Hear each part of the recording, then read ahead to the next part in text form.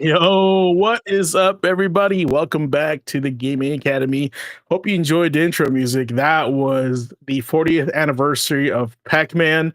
A little pre-teaser for tonight's content. But yes, it is a May 20th, 2025 over here at the Gaming Academy, and we are here with another fun-filled episode, which is, I think, Class 32 now. And we're coming to you live during our St. Jude's Play Live 2025 charity stream. We do this every year, or I do. At least I try to do it every year. And huge thanks to everyone who's been hanging out with us and donating. Y'all are the real heroes. Y'all the real ones, fam. Tonight we got a loaded syllabus, retro game anniversaries that'll hit your nostalgia hard, a stack of spicy industry updates, and some serious controller confessions. We're talking Bungie breakdowns, yikes, Switch 2 VR rumors, Doom numbers, and the ongoing saga of the tech with Fatal Fury City of the Wolves. So grab your energy drinks. Got mine right here. Equip your best main, and let's boot up Class 32 of the Gaming Academy. All right. So let's get introductions going here because we are running a little bit late. So let's go ahead and introduce our main man, Blazing Ace Nelson, proprietor of the Double KO Arcade and the headmaster of the tech. How's it going, everybody? Good to see you. What up? Really quickly, I ran a poll earlier today for actually which one of the characters we're going to be moving on to next for the tech. And yeah, based on the results, Raiden. Like tonight is going to be talking about human design. What? Not Raiden? Damn it. Oh God, I hope they actually add him to the roster. They need the juxtaposed rival, right? For T-Zog. It has to be Raiden, so yeah, they gotta have the heel. Yeah, of course. We got a lot of news coming up. I saw the syllabus today and I was like, whoa. Lots of going on in the industry, lots of game releases for this week. So apparently May is a big release month for games. So depending on what happens, I mean, as front loaded as we are with news, if T-Zog's got to wait till next Tuesday, then yeah. That's true. Yeah, there's a lot of tech with T-Zog, that's for sure. All right, straight up from Night City, from his dark tower of information. You know him as Tragic Elite, but I know him as Nicholas. Dark Tower of Information. Yeah, like Shadow Broker. I dig it. That's right. I need you to get like a green screen and have just a pixel art of Night City in the background of like an office. That'd be so sick.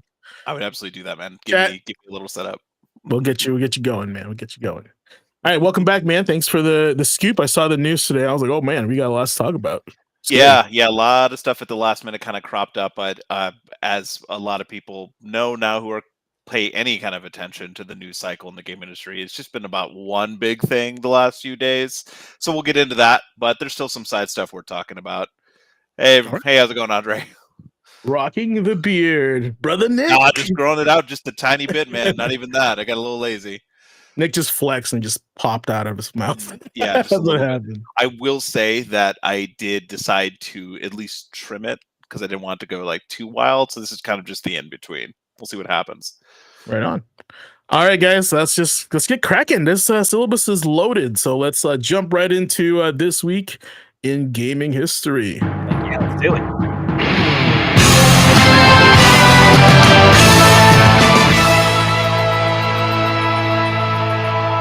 All right, Chad, before you rock and roll, just let you know we are nearing the end of the month for St. Jude's charity cancer research for children. We are at 145 right now. There is a list of donators on the I believe on the link on below there. And so if you want to donate and tell your friends and want to help donate for the cause, check it out down there. It's going to be in chat, spamming you. St. Jude's in the chat watching. So just know they're ready. They're ready to take your donations for you. So with that said, let's go on to our first game, which is May 18. Lots of good stuff, but man, this one I wanted to chat with you guys about because I think this one shines among all the other games on there. Okay. Now, I don't know if anybody in the chat has played Split Second, but if you combine awesome 90s television and battle racing with no guns or missiles, just environmental crashes, Split Second is probably the game that you need to play. So I know Ace has played this. He's also streamed it. I've snuck onto the back seat and kind of peeked around and see what he was doing. And Ace, can you just lead the charge on how awesome this game is? Look, Back on the PS3, back on the PS2, one of the big games that I played, like just like my favorite racing game, bar none, Burnout. And I didn't really see much from the Burnout series on 3. I think like Burnout Paradise was the only one that hit that generation, but it didn't really quite do it for me the same way as Burnout, especially what you call it, Burnout Dominator and Burnout Revenge. And yeah, Revenge was my jam. I like Revenge too a lot. And like seeing, I had seen some footage of Split Second, and I actually saw, one of the guys that I follow on YouTube and Twitter, Main Event TV. He was streaming Split Second for a little bit, and I've been wanting to pick this one up for a long time. Snagged it from one of the retro places a couple months back. Put it in, started playing, started streaming it, and it's like, okay, take the crash events from Burnout, but put them into full long-form races and make it into a reality TV show. And that is Split Second. 1000%. I agree with that.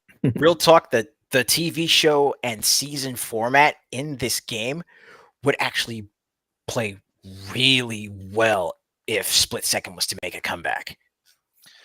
This kind of reminds me a little bit of just like Blur, when Blur came out as well, just like fast paced, kind of this was like real cars but Mario Kart-esque kind of thing. Like I really wish that got a sequel. I think there was one in like development for a little bit before it got canceled, but it kind of gave me that same vibe where it's like this is like kind of like Burnout. Now granted, it had like power-ups and stuff like Mario Kart and ways to like knock your friends off the track, but it kind of scratched the same itch that this kind of did when it came out too. So I just remember these both from that like PS3 360 era. Yeah, this game was very unique in comparison to the other games that were racing games. I would say that were coming out on the latter end. I think 2010. I would say, right? It's 2010. So this was one of those weird ones. This game is actually, I think, owned by Disney at some point. It may still be owned by Disney. So it's in their vault, man. We can't touch this thing. But the thing that really resonated with me about this game is that we're talking about the return of Acclaim and Smash TV, and I think Split Second is the good example of how Twitch and streaming can integrate with the gameplay. Imagine you racing this game and then you got people voting on how to take you down on the court and on the racetrack. I think that would be super sick. Crowd control with the environmental gimmicks. Oh yeah. No. Absolutely. They can buff you or screw you over, and they can play favorites if it's multiplayer, right? They're on Team Ace or Team Tragic, right? So they can like vote for each other's abilities or like try to screw them up. I think that'd be super fun. Getting the crowd integrated with the gameplay. So hey, Chop. This game was off the chain, according to Andre. Yes, sir, it was. Apparently, all right. There was a sequel for this that was canceled. Oh man, that makes me sad. I'm very sad. What was it called? Like, sorry, I was just gonna say it looks like Eurogamer actually spoke to a source that worked at Disney Interactive Studios. That because what happened is after the game was released, Blackrock Studios was shut down like right afterwards. Yeah. So Disney, when they did the reduction due to like the new management, that game being canceled, apparently there was attempts to get this to fit, but it just didn't fit the new business model that the new like heads had for it. So yeah, it's kind of crazy. I didn't know that. Which is funny because I feel like this is the game to have a season pass because it is like TV based, right? So they need to get on that. We're like, oh yeah, in this season of Split Second, like you'll have these for this season. So if this is a game that's looking for longevity, as much as I don't want season passes and battle passes, right? But I do want a game to be supported and to be continued support over time. Like this formula right here, the way it's designed, right, aesthetically fits that model. So which is weird that they cut it. So that's. Yeah, it might have just been a little bit before its time. It didn't. Yeah, people didn't have that kind of like thought or interaction to it because there was like Need for Speed has done mobile games and kind of had that same thing, that interaction, that streamability thing, but that didn't come out till like 2017, 2018 or something like that. And this was what, 2010? You said? Mm-hmm. Yeah, predates it. I'm not surprised, but at the same time, I don't know. I said, it's kind of like Evolve. It came out too soon for before everybody got onto the train of like asymmetrical like multiplayer, right? So And at this point, it's only going to be like podcasts or like hangouts, like people like us that remember this game. We're like, oh, they should totally do that. I yeah, doubt they feel there's much of a market for it yeah, nowadays, but it for would be sure. cool. It would be cool. And like, it's the thing, you watch this and you're like, this is just a pretty mid racing game, right? But you had to be there to play it to be like experience the thrill of this thing. This thing is amazing. So just like Stuntman meets Burnout. That's a good explanation. Yeah. Yeah. All right. Other games that came out on the 18th. Uncharted Waters on the PC and what was that? PC 88? Is that the PC engine? PC 88? Oh no, that is a whole different system, my friend. All right. In 1990 in Japan, you gotta show a picture of that. Breath of Fire 3 on the PlayStation in 1998. That was the one I was gonna pick initially, but split second won over that one. Star Wars Episode 1, Racer on the N64 in 1999. Ace, and maybe you know this game, Gekido on the PlayStation X or the PlayStation in 2000. Dot Hack GU Volume 1 Rebirth PS2 in 2006. Punch Out on the Wii in 2009. Wow. All right. I feel like everybody had that computer at their house, but I'm pretty sure it just looks like it. The tape deck next to it, that really takes you back. I remember I saw a tape game of Transformers, and I don't know what system it was for, but it was a tape. It was a cassette tape of Transformers the game, which is interesting. Oh, that looks really good. I thought it was going to be like in monochrome or something. Yeah, it doesn't look bad for the era. Definitely like on my screen, it's blown up. It doesn't look great. But for the time, like running on the PC 88 in 1990, like this isn't bad at all. Yeah, that's not bad. Uncharted Waters did have like a 30th anniversary kind of recently. And I do remember this ad. There was a really cool ad for this. Like it was a 1-page spread on a magazine, I remember. Because that font is very memorable. Let's see here. A few other games to be released was Alan Wake on the 360 2010. Red Dead Redemption made its debut on PS3 and 360 in 2010. Trauma Team on the Wii in 2010. And The Witcher 3 Wild Hunt on the PC in 2015. If you guys don't know what Trauma Team is, it's the Wii like surgery game. I put that there because it was the first game I posted on YouTube on my channel. Wait, Trauma Team, isn't that? You mean, is that the sequel to Trauma Center? Yeah, it's like multiplayer team. Okay. Right? Yeah, but yeah, Trauma Center was really cool. I think it was one of the greatest ways to like utilize the Wii controller, right? So that's pretty fun. Disney for watching. If you ever watch this, don't sue us, but create another split second. The mouse is watching. See, this game's sick. All right. All right, next day. 5/19. What we got? Wolfenstein, The New Order on the PC in 2014. Well, since the Doom Dark Ages released, I figured that I would share this one. Congrats on Bethesda, another great title. But also the Doom beta for this 2 years before it came out on Doom 2016. So arguably this was the best reboot out of Wolfenstein because they had Return to Castle Wolfenstein before this on PS2, right? And I think Xbox. But this was the one that was like well received, and just what really carried like the series from this point on. Yeah, this reboot was definitely one of my favorites as far as reboots go, like period across the board. Because I had certainly played like Wolfenstein 3D back in the day, and I played Doom, and that was me learning PC at an era when those were coming out as like a very young kid. Probably should have been playing them.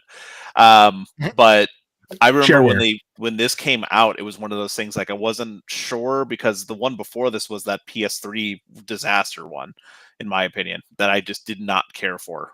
That had like the green like skeleton guy on the front. I forget. It had more like the supernatural powers. I think that wasn't that Return to Castle Wolfenstein? No. Yeah. It was just Wolfenstein, but if that was the story for Return, then that would make sense. But nonetheless, this reboot was amazing. I love the cinematography, the voice actor for Blazkowicz. Like, I just loved this game and ended up loving New Colossus. And I know that James and I have talked all the time about Old Blood and all that. Like, this reinvigorated my entire interest in this series. Okay, so the one that you're referring to was made by id and Raven Software. Okay, that was I now I know it was like one of the first PS3 games to be released. Okay, now I remember. Wow, how forgettable was that game? Holy crap! You said that one had powers and stuff. I felt like it had more of a supernatural bent compared to Okay. like this one. Gotcha. Yeah, Granted, I mean, I'm started to eventually go because this was like we talked about the alternate history to Yeah. it. I really liked that take on it, what they did with it, and the gameplay was awesome. It was such a great return to form, and I loved this series just because of this game. this game is pretty solid, and you and I did play through the Old Blood, which is like the sequel, not or expansion to this, right? I think it was a prequel to the main game. I can't remember where Yeah, it it fell was in a the timeline. prequel story. Yeah, single player story mode to it. It was pretty fun and it was pretty solid. Like the guns felt heavy. The gunplay felt pretty decent for what it was. Definitely felt very Doom like, but on the Wolfenstein level, right? So excuse me. But yeah. Hopefully they do like Heretic or Hexen with this because that seems to be their trend. They got Wolfenstein, they have Doom, maybe Unreal could do a reboot, but that's like who owns that now? Epic? Yeah, I think Epic owns it. Yeah.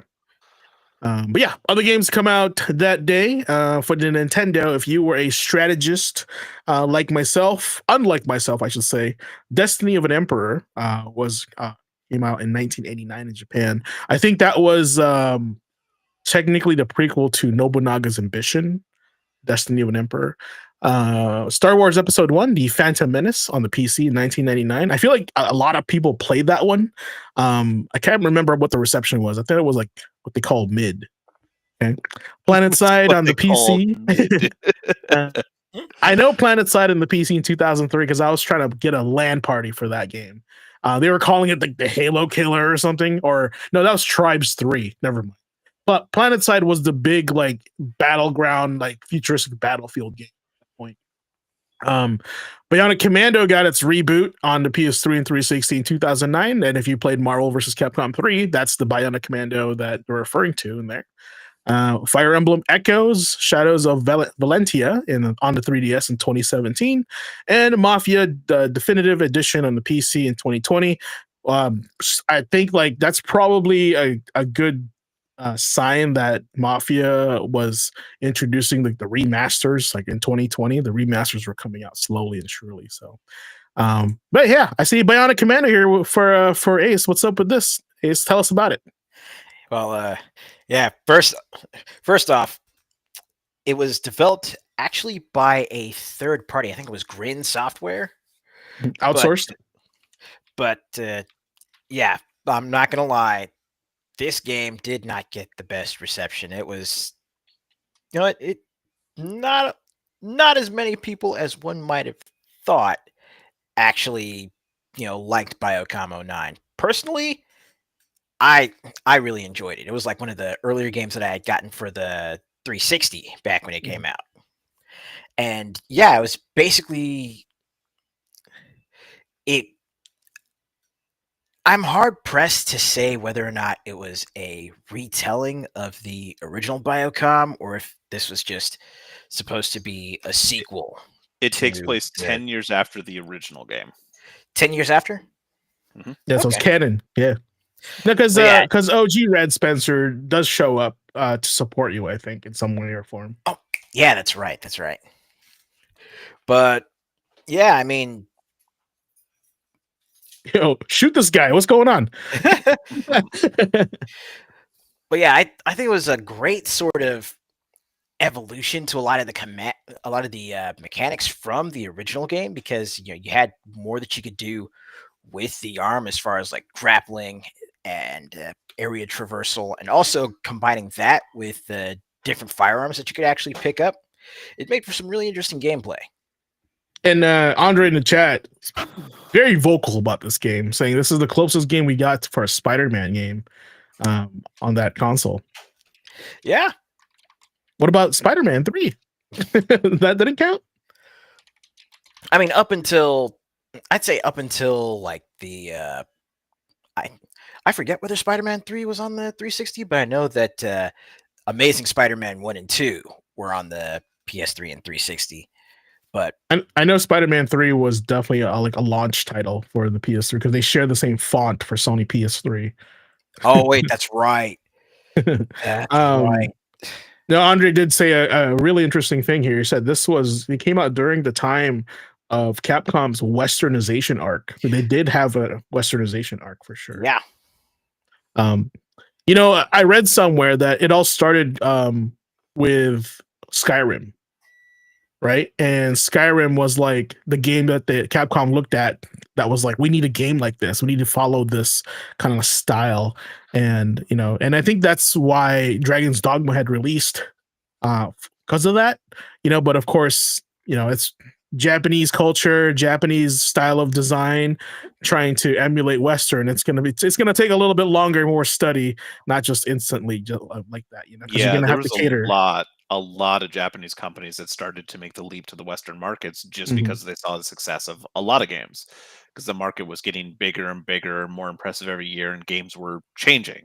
So it was definitely during that era where there was like some games that were kind of caught in this like I say old school mentality, but just this different mentality from a different era, and it evolved very quickly during just that generation. Like that was Capcom produced a lot of stuff, but that was like Street Fighter 4, MVC 3, Asura's Wrath, Dead Rising 2, like all that stuff, like trying to like break into the market, change it a little bit to kind of appeal more to a wider market. The DMC Devil May Cry reboot was also that same generation, but I was gonna say I think that was their hard attack on the Western market, right? But we all know that's a whole different story. so edgy. Yeah, because here's the thing: I always argue that the game's not that bad, but it's not the game we asked for. Kind of like that's kind of how it was. I was just gonna say that Bionic Commando, like I feel like, kind of got. I was gonna put this as like it kind of one day outsourced the game. I think from majority of the reason. Right? And so maybe that's what they were going for. They're like, maybe if we have a Western designer help us design it, we can kind of understand, a little bit better the Western audience reception. And clearly, and we repeat this on this podcast multiple times, Capcom, go with what you're good with and stick with it. That's why we love you. Yep. Right. So just, nothing wrong with experimenting, Dark Void. But like, that game's never been heard of ever again. When's my Chaos Legion 2, bro? Just all I'm saying. Bruh. So but honestly, as far as Biocom goes, though, I would really like to see. I don't know. I think I would actually like to see this game right here remade. Like, honestly, I think Biocom would be more fun. Hear me out. You ready? I'm gonna blow your guys' minds, and then Capcom should hire me. They should make it more arcade-like. Have the Bionic Commando of the past, future, and present, but make it into like a Cannon Spike type game. Right? You know what I'm talking about? You guys know what Cannon Spike is, right? But turn it into a Bionic Commando-ish type game. Now, I don't know what that means, but what I'm saying is turn Bionic Commando into arcade-ish instead of this like open world swinging around thing, because you're trying to compete with Spider-Man and Sucker Punch. That's not going to work.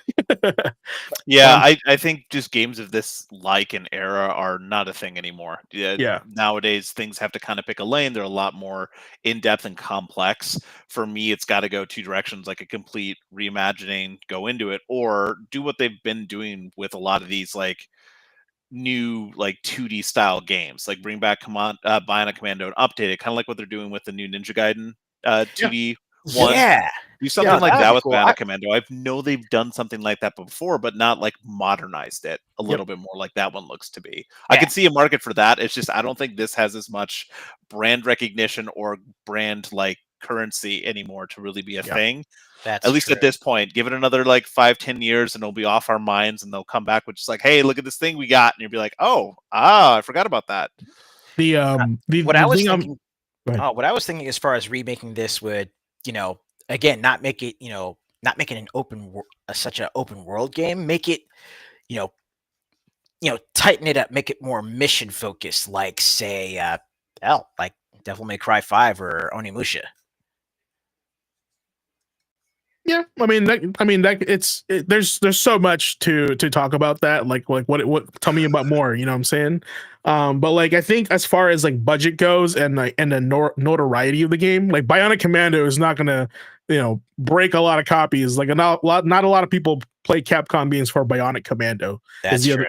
other, is the thing what Nick is trying to say. It's like how much market share is there for this game, and like Very how many people know about it in this brand anymore, kind of yeah thing. So what I'm saying, what could be good, make a game like a search action game with this, kind of like a Hollow Knight or something. I think that'd be super fun, right? Prince of Persia did it. I think Bionic Commando can do it too. So just to put it into like a little bit of just so we can move on really quick. Yeah. This company Grin at the same time, the games they released in the same like calendar year was Wanted Weapons of Fate, Bionic Commando, and Terminator Salvation. 3 like pretty mid like response kind of games, kind of had the same knocks against them, and they're all part of that same era. And that's not the knock the talent behind it that worked on it, but it was definitely like of the times, that game development, the thoughts, the ideas behind it. You can definitely see like why those didn't do too well and why they all kind of feel samey when you go over that list. Mm-hmm. Yeah, and because I will argue that Wanted is actually a pretty decent game. Decent, but it wasn't AAA. It was definitely like AA, right? So, and they're using a movie title license as well, and that can get pretty expensive. So, but yeah, that'd be a great like rhetorical, I think, to talk about like obscure franchises for sure. All right. Speaking of obscure franchises, on the 20th of May, Aliens versus Predator in the arcade came out, and it's gotta be the best Alien AVP game I've ever played. Not even close to any of the other ones. Not the first person shooter. No, this is it right here. Also, fun fact: Major Dutch Schaefer, that's Arnold right there from Predator 1. A lot of people don't know that, but that's him. That's the man. That's our boy. This right here, this one needs a comeback. Yeah, sprites and everything. Why is this not in any collection? Why is this not in the beat 'em up collection? And why is this locked into a stupid peripheral that's a joystick that can only be bought in Europe? It's so weird. You guys know about that? No. So you can look it up. There's a Capcom like arcade emulator, like a mini, right? But it's in the shape of a arcade stick, and it's in the shape of Capcom, like the Capcom logo. And there's games in it, and this is one of the games in it. And I'm like, why can't you release this as part of a collection somewhere? I know Disney owns this, and it makes sense, but at the same time, my goodness, we've been waiting for this game to come out again forever. It's over what, 30 years? It's crazy. Seriously. And 31 years. Yeah, and Predator's a Disney princess. I get it, but dang, there's some pretty fun games on that. I just found that. Yeah, do you have a photo of it? Put that bad boy on the screen. Show the chat what we're talking about. I'm not crazy. please enlighten the class. This was a limited run release, not the brand company, but it was very limited as far as release goes, because not a lot of people knew about it, and I don't think they were thinking that people were going to buy it. I sure as hell wanted one, but it was kind of pricey at the time, and I had other investments to priorities, let's just say. But like this thing was. Yeah, this thing is. I wanted this. This is, as a Capcom like enthusiast, I really wanted this thing. But now it's like I think majority of the stock of this game, of this peripheral, is in Europe. Like you can't really find this anywhere in the West or the US. But look at that, 16 titles in there. Pretty cool. Beat 'em ups, got shmups in there. Is Varth in there? I don't see Varth in there, do I? No. Well, Giga Wings in there. Giga Wings, good. Armored Warriors, Capcom Sports Club, Eco Fighters, Darkstalkers, Cyberbots, Captain Commando, Final Fight, Ghouls and Ghosts, Gigawing, Mega Man, The Power Battle, Puzzle Fighter 2 Turbo, Strider, Street Fighter 2 Hyper, and Pro Gear. Yeah, and that's what I'm saying. This right here. This collection just needs to be released outside of that peripheral. It's super cool. But yeah, I think what they were going for is an arcade experience. But like, kind of a weird to lock it to a joystick, especially a joystick that size. So, I can't confirm if the joystick works by itself on a fighting game. I don't know if it does. Let's see here. So while we're watching this thing, Burning Fight in the arcade in 1991. That's another good beat 'em up by Neo Geo in Japan. Aliens versus Predator, of course, like as shown on the screen there. I really speaking of subpar games that were a product of its time, Haze on the PS3 in 2008. Yeah, that was an interesting one. The Darksiders collection came out on pretty much anything on 2014. And a tiny little game called Drakengard 3 on the PS3 in 2014. Not a big day for May 20th. So I gotta link you back to the review that Duder and I did for Haze. Oh yeah. You should put it in the chat. If you got it, put it in the chat. I do remember that one. Yeah, you guys did what was it? The Hooligans. Mhm. Yeah, nice. So yeah. But yeah, Ace, you got some notes on Drakengard 3 here. Of course, one of the more rare games on the PS3. Oh yeah, and Drakengard 3 was an interesting one, largely because, when I first heard about it and wanted to go pick it up, I was curious as to how it would link back to the other games, or how it would link back to Nier, link back to the mothership. But I picked up Drakengard 3 and it was so off the beaten path compared to the other two, just between the characters that you're dealing with, like Zero and her sisters, and just how, I don't know, it felt like Drakengard 3 was trying to be an edgier Drakengard 1 and 2, which is saying a lot because Drakengard 1 and 2 were fucking depressing. I do appreciate Andre's comment as well. Of all the video games of all time, it was certainly one of them. It was a game. It was a game. Yeah.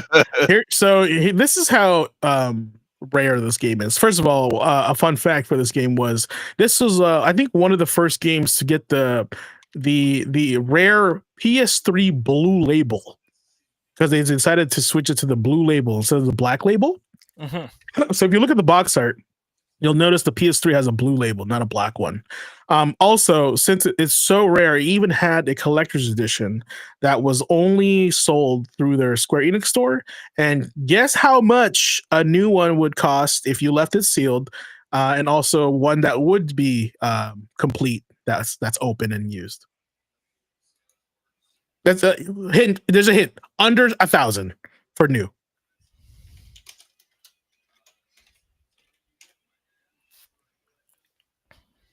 No guess for this. It's got to be. I don't know why. Like, its sales numbers are not that low.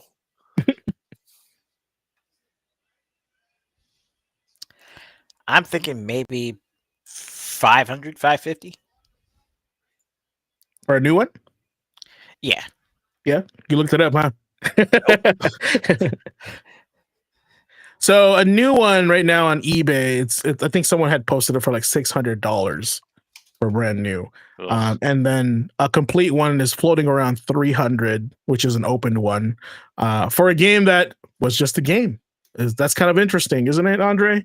That a game that was just kind of is that expensive. So I think it was because, like I said, multiple things, and one of them was the fact it had that blue label on it, and they stopped doing it after a while. So this is like one of those few rare games that have the blue label for PS3.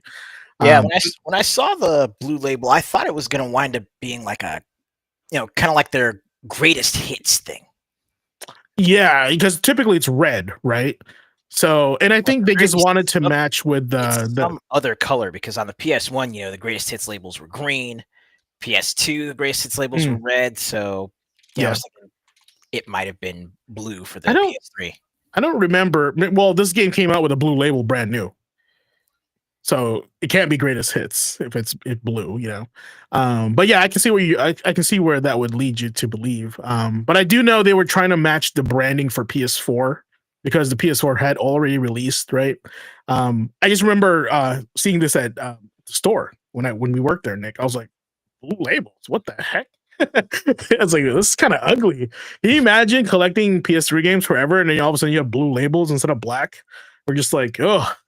Yeah, I mean, it was the same, like a couple different. I remember very clearly you mentioned that there was a couple producers, not producers, but like publishers that would release their lines like reversed as well. So you'd have like this perfect collection of like alphabetized, shit on your walls, and there'd just be this one limb was like friggin' upside down and backwards. You're like, why? Why Yep. would you do this to me? Or Yep.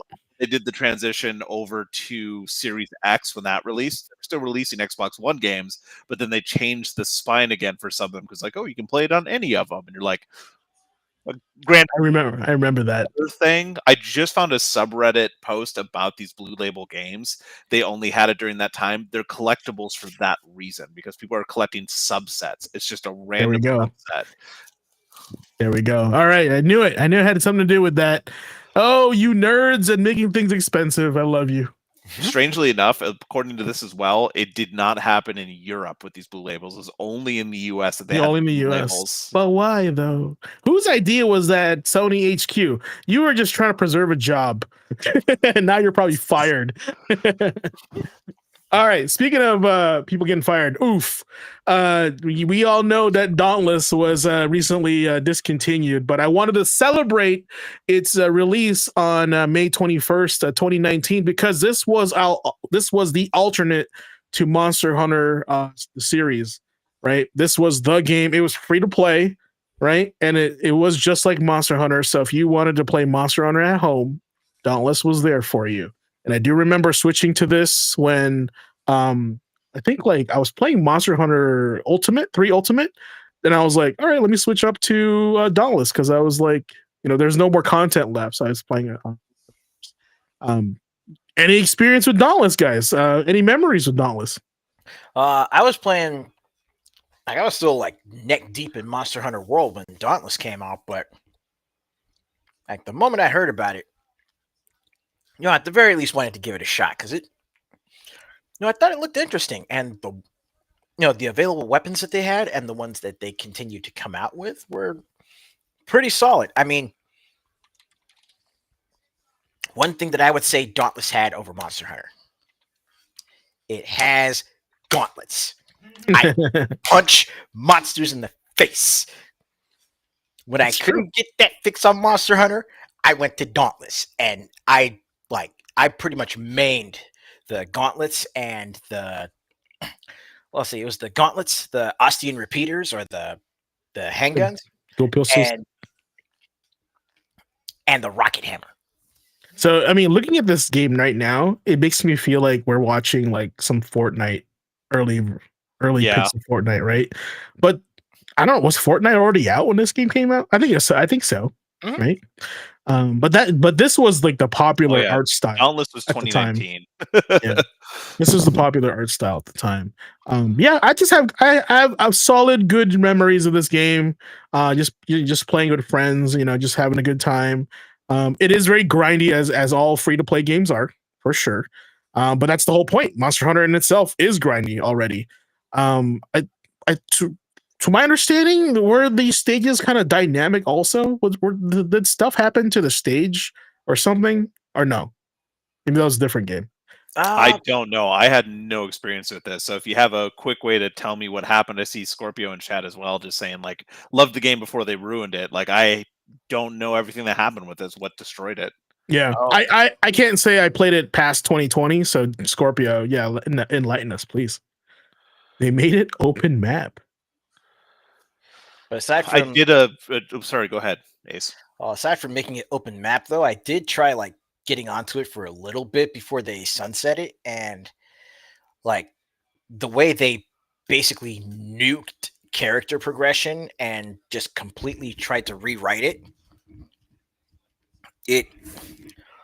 Like the way they tried to rewrite character progression and working with your weapons. I mean, they actually made it to where they took a lot of the crafting out of Dauntless, because it used to be that you could craft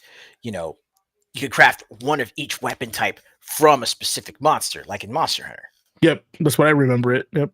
But now, at the time at sunset, it was literally, you only have certain specific weapons that you're able to grind. So there wasn't, various different types of, longsword that you could equip for, any given situation. It was just you had that longsword and that had an element.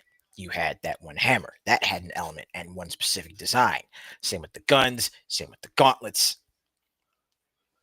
From what I'm seeing here, just as a hey, cool little history lesson for myself and for anyone who chat is not familiar with it. It looks like the big reasons this kind of flopped and why it went the way it did, in addition to Scorpio, shout out to you to calling this out in chat.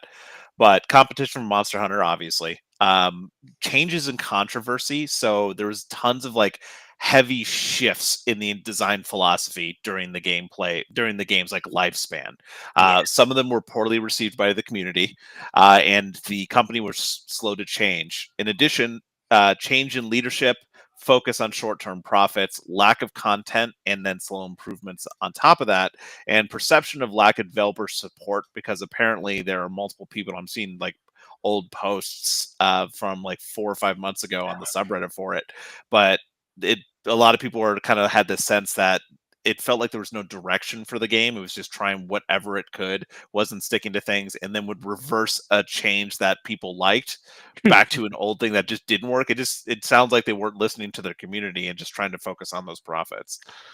Yeah, it from what you just said, it sounds like a new head came in and said, "Hey, we need to turn this thing around, and we need to do it with X amount of resources, and I don't want to spend too much time on this thing. What trends are there out right now that we can make a short buck, right?"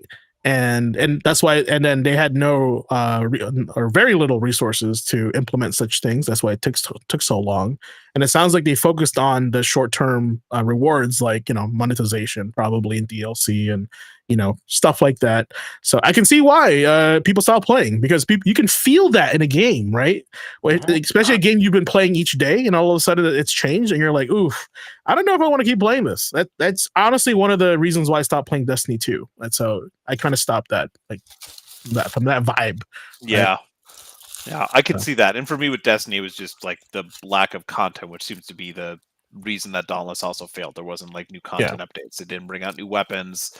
It was just the same stuff recycled, or it was stuff that didn't make any sense. So not even that, man. Like, I don't want to get into it too deep, but the thing that really got me out of Destiny 2 was I bought the Witch Queen, right? And I started realizing I bought an expansion, but then I also have to buy a season pass with that expansion. I felt ultimately ripped off, like from that. So I was just like, I don't want to do this 3 more times. So I'm spending like $90 each time to keep playing this game that, like you said, lack content after you finish the storyline. So, and I love the Witch Queen storyline. I remember playing that, beating that. I'm like, wow, that was refreshing. I can't wait to dive back into this. Then you're immediately plopped back down on the planet, and you're doing the same thing you've done every single expansion. Now you're just doing your dailies, and then you're just doing the grind. It's like, oh, I've done this like 7, 8 times. Like, I guess that's it. Yeah. And like, not to say that there wasn't new things, but it was just like, it still kind of fell back into that. Okay, well, now go do your dailies. It's time for your dailies, honey. And it was quality though. It felt good to play it, right? There just wasn't enough things to do aside from PvP and Gambit and stuff like that. Which is so great. We're going to be talking about Marathon later. Let's go. Anyway, other games that came out on the 21st, Hunter the Reckoning on Xbox in 2002. If you guys don't know what Hunter the Reckoning is, I would suggest checking it out. It's kind of like Baldur's Gate Dark Alliance, but with vampires and werewolves, I believe, like Van Helsing. Lost Kingdoms 2 on the GameCube in 2003. I think that was a card game. Like, it used used card mechanics on that. Knockout City came out on everything in 2021. Yeah, definitely during COVID. I remember this game. It's like dodgeball, but like Dodgeball World, right? So it was a free to play dodgeball game that was kind of like I don't know. It's very arcadey, and it was super fun to play. Also, Senua's Saga Hellblade 2 came out on the PC and Xbox Series X in 2024. And another game, RIP, the X Defiant on the PC, PS5, on the Xbox Series X in 2024. That game was barely out a year and it's shut down already. You guys know what X Defiant is? I only heard the name maybe like once or twice. Well, that's the first mistake of X Defiant. What's the second mistake of X Defiant? Nick, you know what X Defiant is? No. Oh man, that's rough. So X Defiant was Ubisoft's answer to Call of Duty. They said they hired a bunch of like Modern Warfare 1 devs, I think, to like say we want to bring back Call of Duty to its roots, like team deathmatch and stuff. Paid for by Ubisoft, our friends at Ubisoft, right? And I think it was just a little too late, man. They were going against a monster. And they didn't have enough marketing power to fight against it. But because you look at this game, you're like, this looks kind of like Haze. Like it looks kind of plain Jane, right? Its main strength, honestly, is the gameplay. It just felt like Modern Warfare, Call of Duty 4 Modern Warfare. But like, man, if you're like years late behind, you're gonna have to play catch up. And it was a free to play game. So therefore, it's going to require a lot of support and a lot of like overhead, right, to keep that support. Unfortunately, it didn't have enough support, so they had to take it down and focus on other things because Ubisoft is kind of bleeding right now. So unfortunately, I played it for a little bit. I did get my Call of Duty like fill. Like this place feel pretty good for team deathmatch, but aside from that, that's it. Like I didn't spend any money on it. Once you kind of get that like.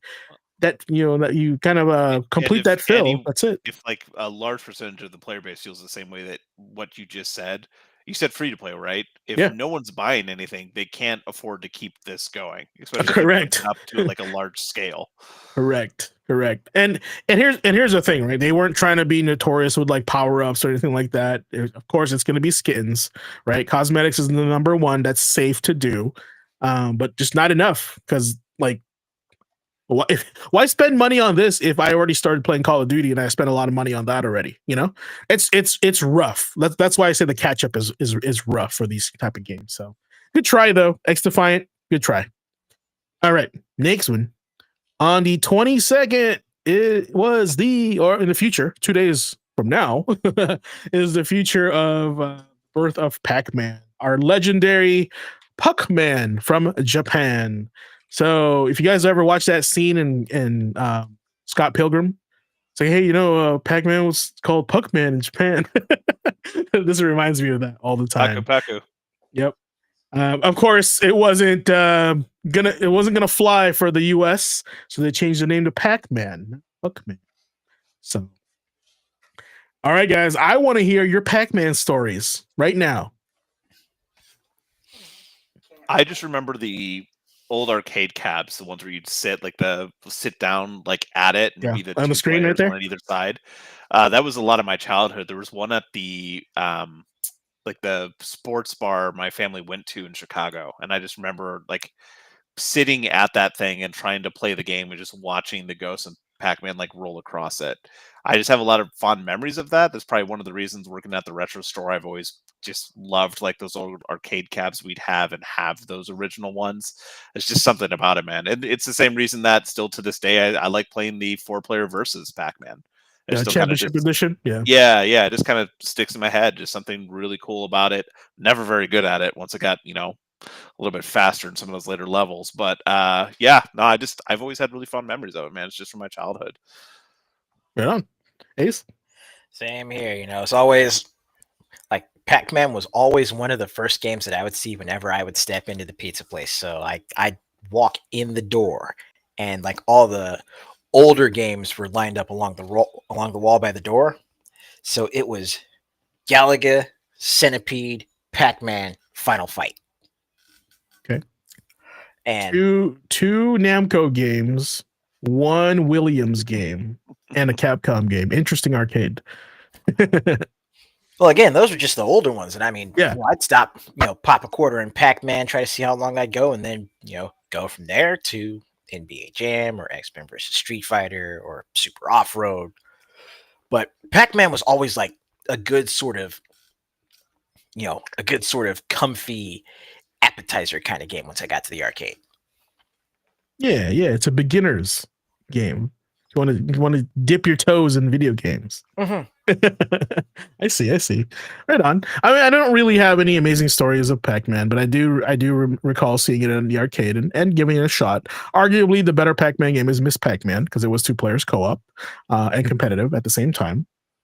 Never really understood Pac-Man because I was like, why am I just eating ghosts? Like, what's the story here, right? So, but apparently, if you watch that new secret level episode, or that not new, but that secret level episode, it tells you a lot about Pac-Man. So watch it, check it out. Make sure you watch it right before you go to bed too. It's a little bit better.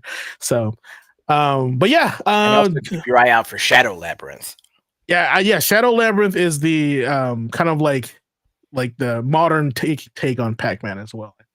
Kind of. But yeah, nothing too crazy. We all know it's the legendary video game, right? It's the first video game everybody talks about when it comes to video games, whether that or Tetris, or those first name pioneers of gaming. Thanks to Namco now makes Tekken 8, right? That's crazy.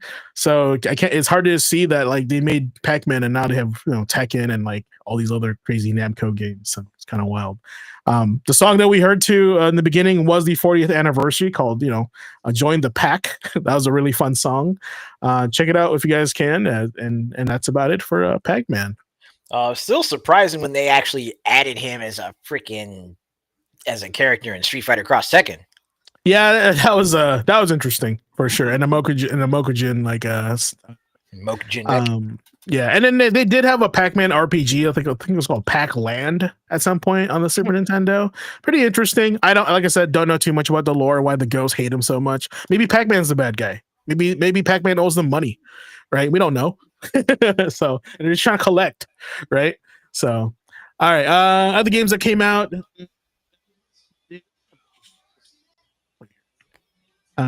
Just in case you didn't know what it was, another game that really set off the gaming industry, arguably, Solitaire on the PC in 1999. So, if you guys had a PC back in the day, you either had Space Pinball or Solitaire or Minesweeper, one of the three.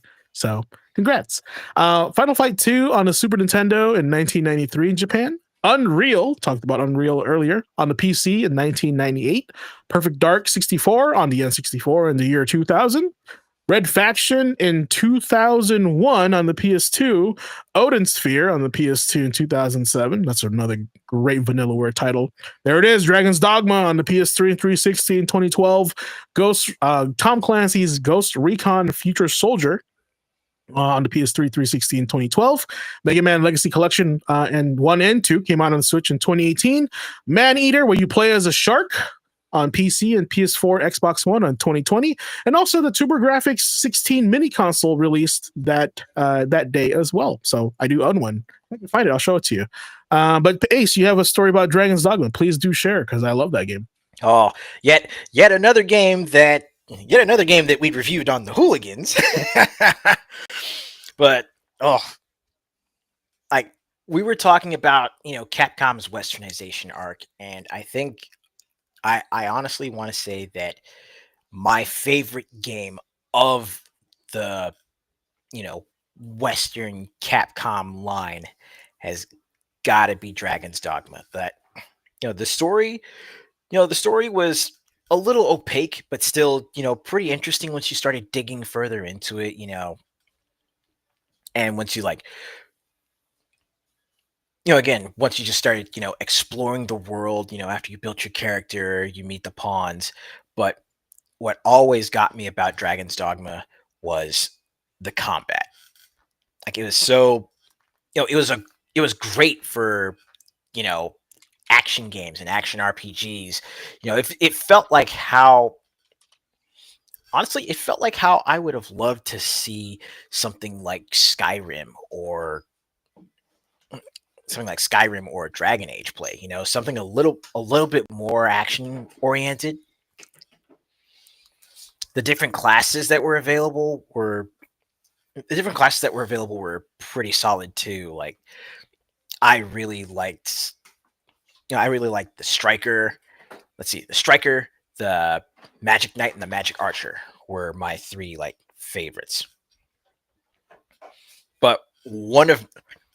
two of my best memories with Dragon's Dogma outside of reviewing it were, the first time I actually had one of my friend's pawns join me, and the way he had this pawn kitted out, like I was just walking around minding my own business, chucking goblins off the edge of cliffs and stuff, and then I hear this boom, boom, boom. I look back and I am just seeing meteors like falling on the field. They must have been a sorcerer. What did I do? It was either that or the giant like whirlwind tornado that was summoned. But yeah, that was my introduction to how busted the sorcerer can get. Yeah, it did require a little bit of charge time, so like it was balanced in that way. And I'm sure it sounds like you were talking about the pawn system. One of the more unique things about this game that hasn't really been replicated yet on another game. The idea that there is a hub for adventurers that you can summon and recruit all across the gaming sphere of Dragon's Dogma is really cool. So what Ace was saying is that if he had a pawn created and I could play a game and I could download his pawn, and his pawn would tell me about things that they've seen on his adventures in my game. So like if I'm crossing this cave and he's like, yeah, this cave is familiar. There's a secret chest over there. Follow me. Right? That's super cool. Like, and I think that's probably why, honestly, that this game didn't get multiplayer, is because they didn't want to take away from the idea of the pawns being like your multiplayer companion. Right. But I'm going to argue, Capcom, because that's what I do, is, I think being the playable pawn in your friend's game would have been the great multiplayer part. Yes. I agree. Like that would have been dope. Yeah. Like Link Party before Link Party. Yeah. And so and then once you leave his game, you go to your game and your pawn is now just your NPC, like your companion. You still have the memories, you still have the data, right? But now at least like you have physically seen those areas because you're the pawn also, Yeah. So I think that was a missed opportunity there. The other thing I really dug about Dragon's Dogma was,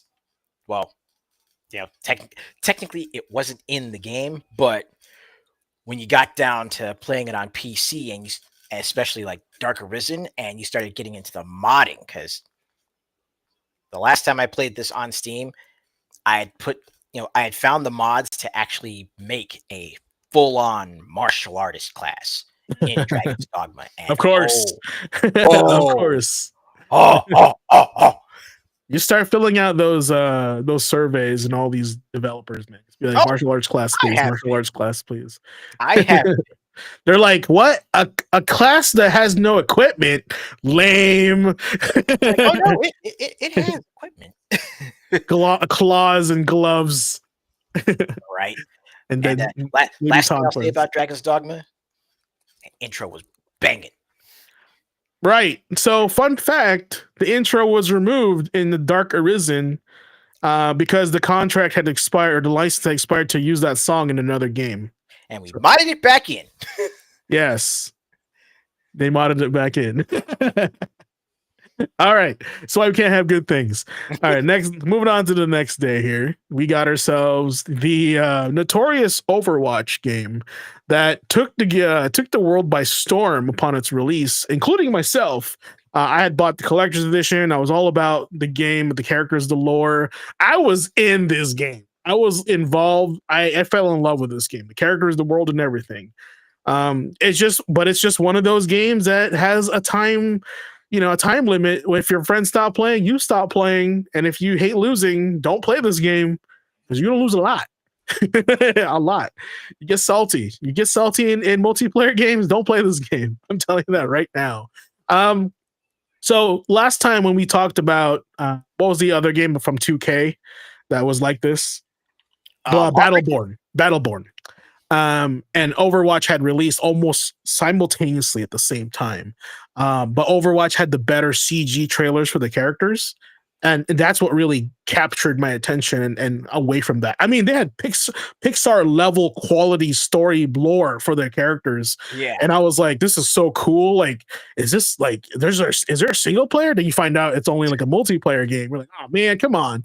But you still want to play it because you're just attached to it. Oh no. That was, like, yeah. The moment I saw that there wasn't a single player or like a campaign for Overwatch, that took me out. I was done. No, it definitely wasn't great.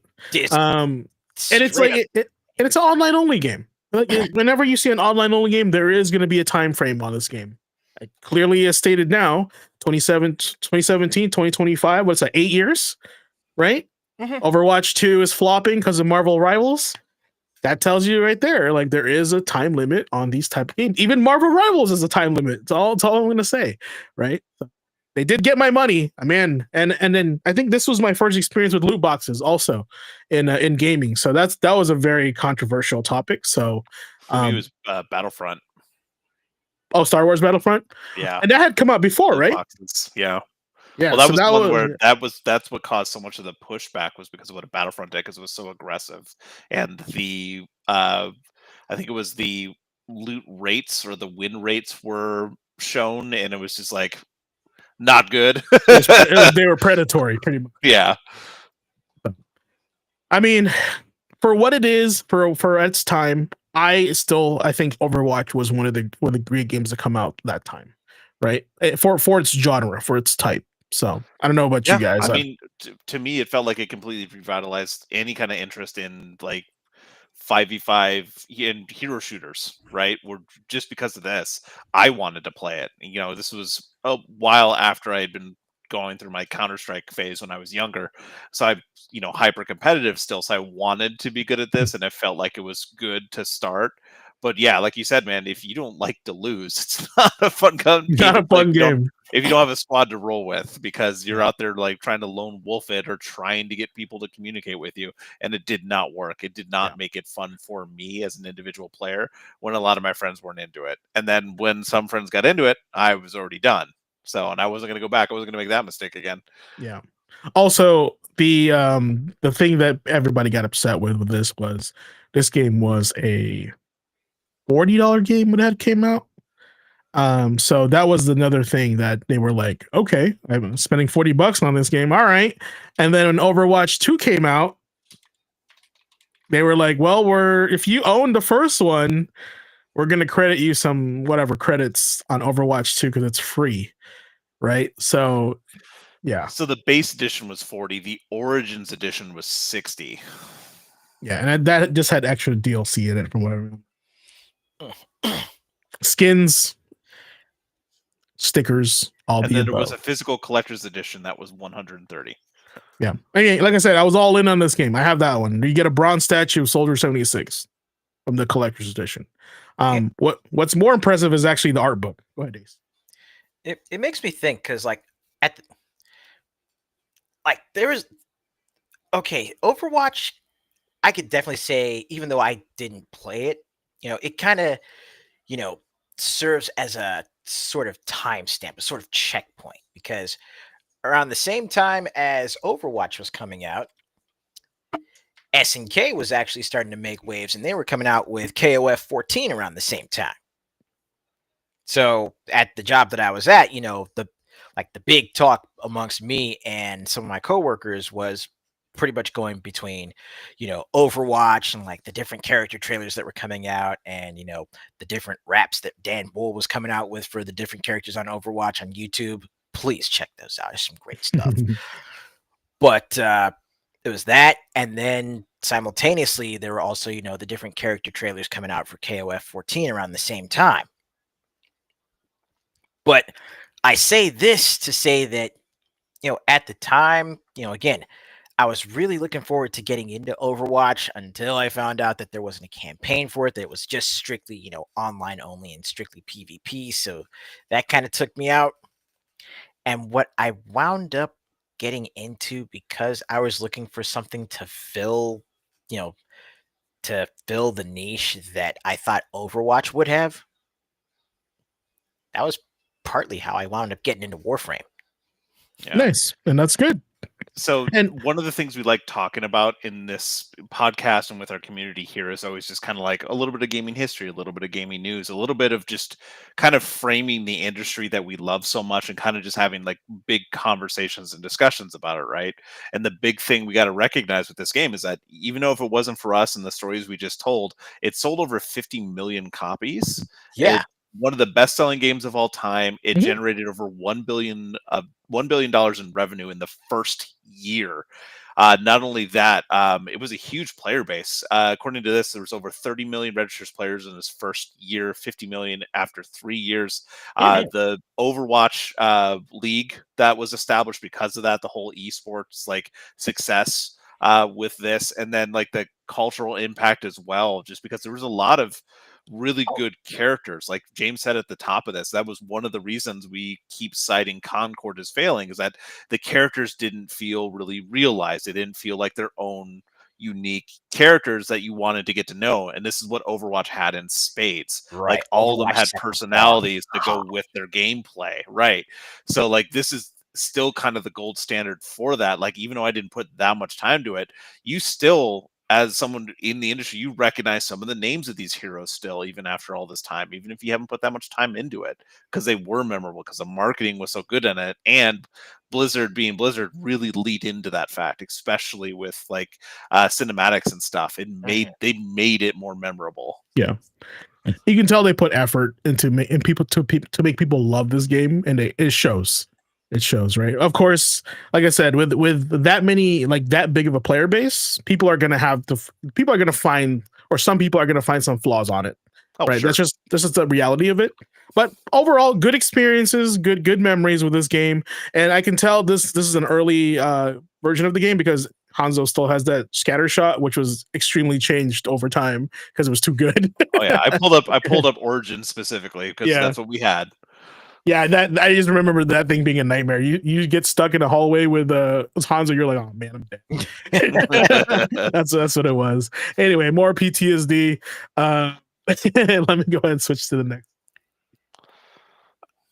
All right. Actually, no, hold on. Let me go back because we missed on the other games. So other games that came out this day was Digimon World on the PlayStation in 2000, Nightmare Creatures 2 on the PlayStation in 2000, Guilty Gear X2 on the arcade in 2002 in Japan, Fire Emblem: The Sacred Stones in the Game Boy Advance in 2005, Super Mario Galaxy on the Wii in 2010, Tropico 5 on the PC in 2014, and most recently Warhammer 40K Bolt Gun on everything in 2023. There it is, Ace. Why should people play this game aside from loving Digimon? Ugh. Well, I'm gonna be real with you. The first Digimon World was very dense, Okay. right? Like it leaned a lot more heavily into the monster training sim. So while it was still an RPG, you definitely did have to focus on making sure that you kept your Digimon fed, that you made sure that they weren't sitting in their own poop for too long when they did go poop. Poopmon. But also you had to make sure that you had to keep a really close eye on your Digimon's lifespan. Like it was very much a if you don't take care of your Digimon, it doesn't matter how far you've got them leveled up, they will die. Just straight up die. Like your Tamagotchi. Yep.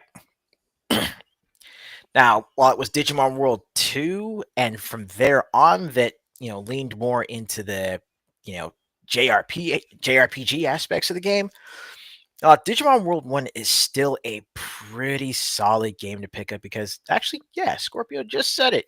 It's like a much more in-depth Monster Rancher. Oh, we all know how you love Monster Rancher. Yes, I Let's see here. like out of all the like monster breeding games that were coming out at around the same time, pretty much everybody else, at least in my friend circles, were like, Pokemon, ride or die. I was the kid sitting off in the corner like, yo, Agumon, let's go fuck some shit up. I love sifting through my room because I find some random shit. Like I just found a copy of Armed and Dangerous. You guys remember that game? Oh yeah. And then I found this in the corner. I was like, "Oh, that's cool! I have that." Yes. I didn't know I owned that. That's pretty cool. All right, move on to the last day of coolness. 524, the best game in the world, arguably. Flappy Bird came out on the iOS in 2013. Why? Why, GQ? Why did you pick this game out of all other games that came out that day? All right, let me explain. One, there's not that many games that came out this day. And two, this game came out and it was like everybody played it. And the guy that made it lost his mind because everybody played it. So he got instantly rich and popular for creating this game. And this is one of those things where you just find like that thing that people love. And man, for $1, this guy became a millionaire after this. So what's your guys' experience with Flappy Bird? Did you play it? Did you love it? Did you hate it? What do you guys think about this whole situation? Never played it. I played it. I will say what the word that pops in my head is viral. Because this thing was like super sudden, out of nowhere, everyone was playing it kind of thing. And I just remember like the amount of games that came out that were just trying to like ride the wave of Flappy Bird fame. Like just take a different sprite, put it over it, and just try to keep that thing alive as it goes through whatever level. Like crazy. I looked it up when you said like how much it sold. Apparently the guy who devved it was reporting of earning approximately $50,000 per day from in-app advertising during its peak popularity. What? Yeah. And the guy, he couldn't handle the popularity that he actually had to take the game down. That's like, I mean, and that it kind of goes deeper than just gaming. Like that goes to show you that like some people cannot handle that much attention and also that much money at the in almost overnight. Right. So we talk about like, I wish I was rich. Right. But sometimes there's a curse behind those things that we want. But for a guy to have like, because people were arguing, I remember like I saw the articles. They were like, this guy, the comments in the comment section of the articles, this guy's insane. This guy's a millionaire. Why is he complaining? You know, like, and I was like, bro, we're not him. We don't know. Right. What's going on through his head. But hopefully the debt recovers and he's probably set now. Yeah. It says here that he removed it. Because he felt guilty over what he considered to be the game's addictive nature and overusage. Apparently, as well, thanks to that, and because of how popular it was at the time, I do remember hearing something about this, but seeing this here is crazy as well. It caused phones with the game still installed before its removal to be put up for sale for high prices over the internet. Yep. People were selling the phones of Flappy Bird. It's like the people selling the consoles with PT on it still. Yep. Yep, I was one of them. Got him. Got him. Nerds. That's right, nerds. Fall into my trap, my capitalistic trap. Anyway, so here's the long list of games that came out the 24th. Metal Max on the Nintendo in 1991 in Japan. Apparently, they made like a new one not too long ago, Metal Max Neo. This was a tank RPG. Super interesting, right? Mario vs. Donkey Kong on the GBA in 2004. Dawn of Mana on the PS2 in 2007. And Bloodstained, Curse of the Moon. Came out on everything. That was one of the Kickstarters. Finally released in 2018. And that was it. It's a Saturday. Slow day. What can you say? And that, folks, is our This Week in Gaming History.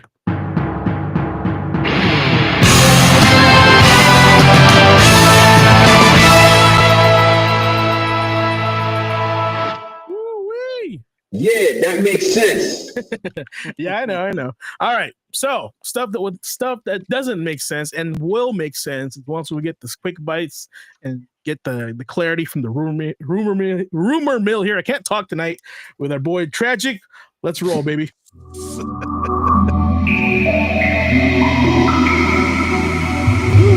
It's a nice one. What you got for us?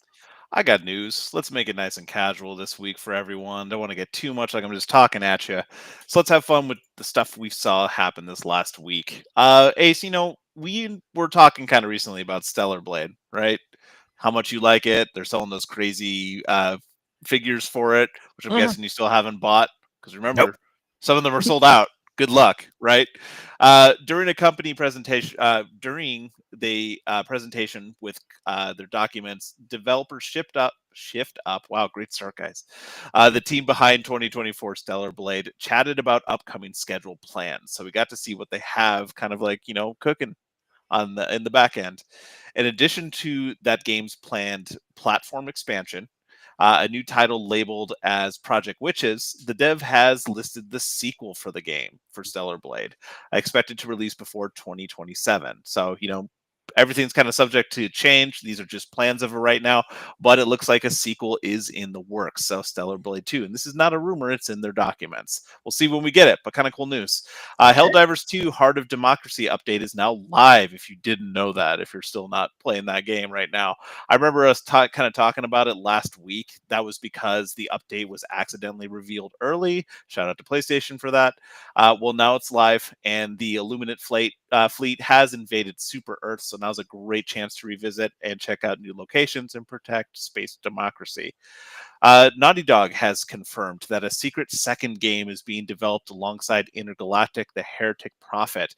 We talked about this before in our rumor mill section, as there were kind of rumors flying around about this. Not only that, the rumors were that this wasn't Last of Us 3, and the director that's working on this mystery game was supposedly the same director behind Last of Us and Uncharted. Well, studio head Neil Druckmann has at least confirmed that this game is real, it is happening, and he's working as a producer in a mentor role on the team. So something's being made in the background, some super secret stuff. We'll see what happens, but it is real, folks. So we know that numbers are only part of a picture for a game's release, but we're seeing some differences in Doom: The Dark Ages player numbers. So it's worth kind of talking about and see what you guys think. Not only are the numbers a little bit different compared to the reboot trilogy, but it's down.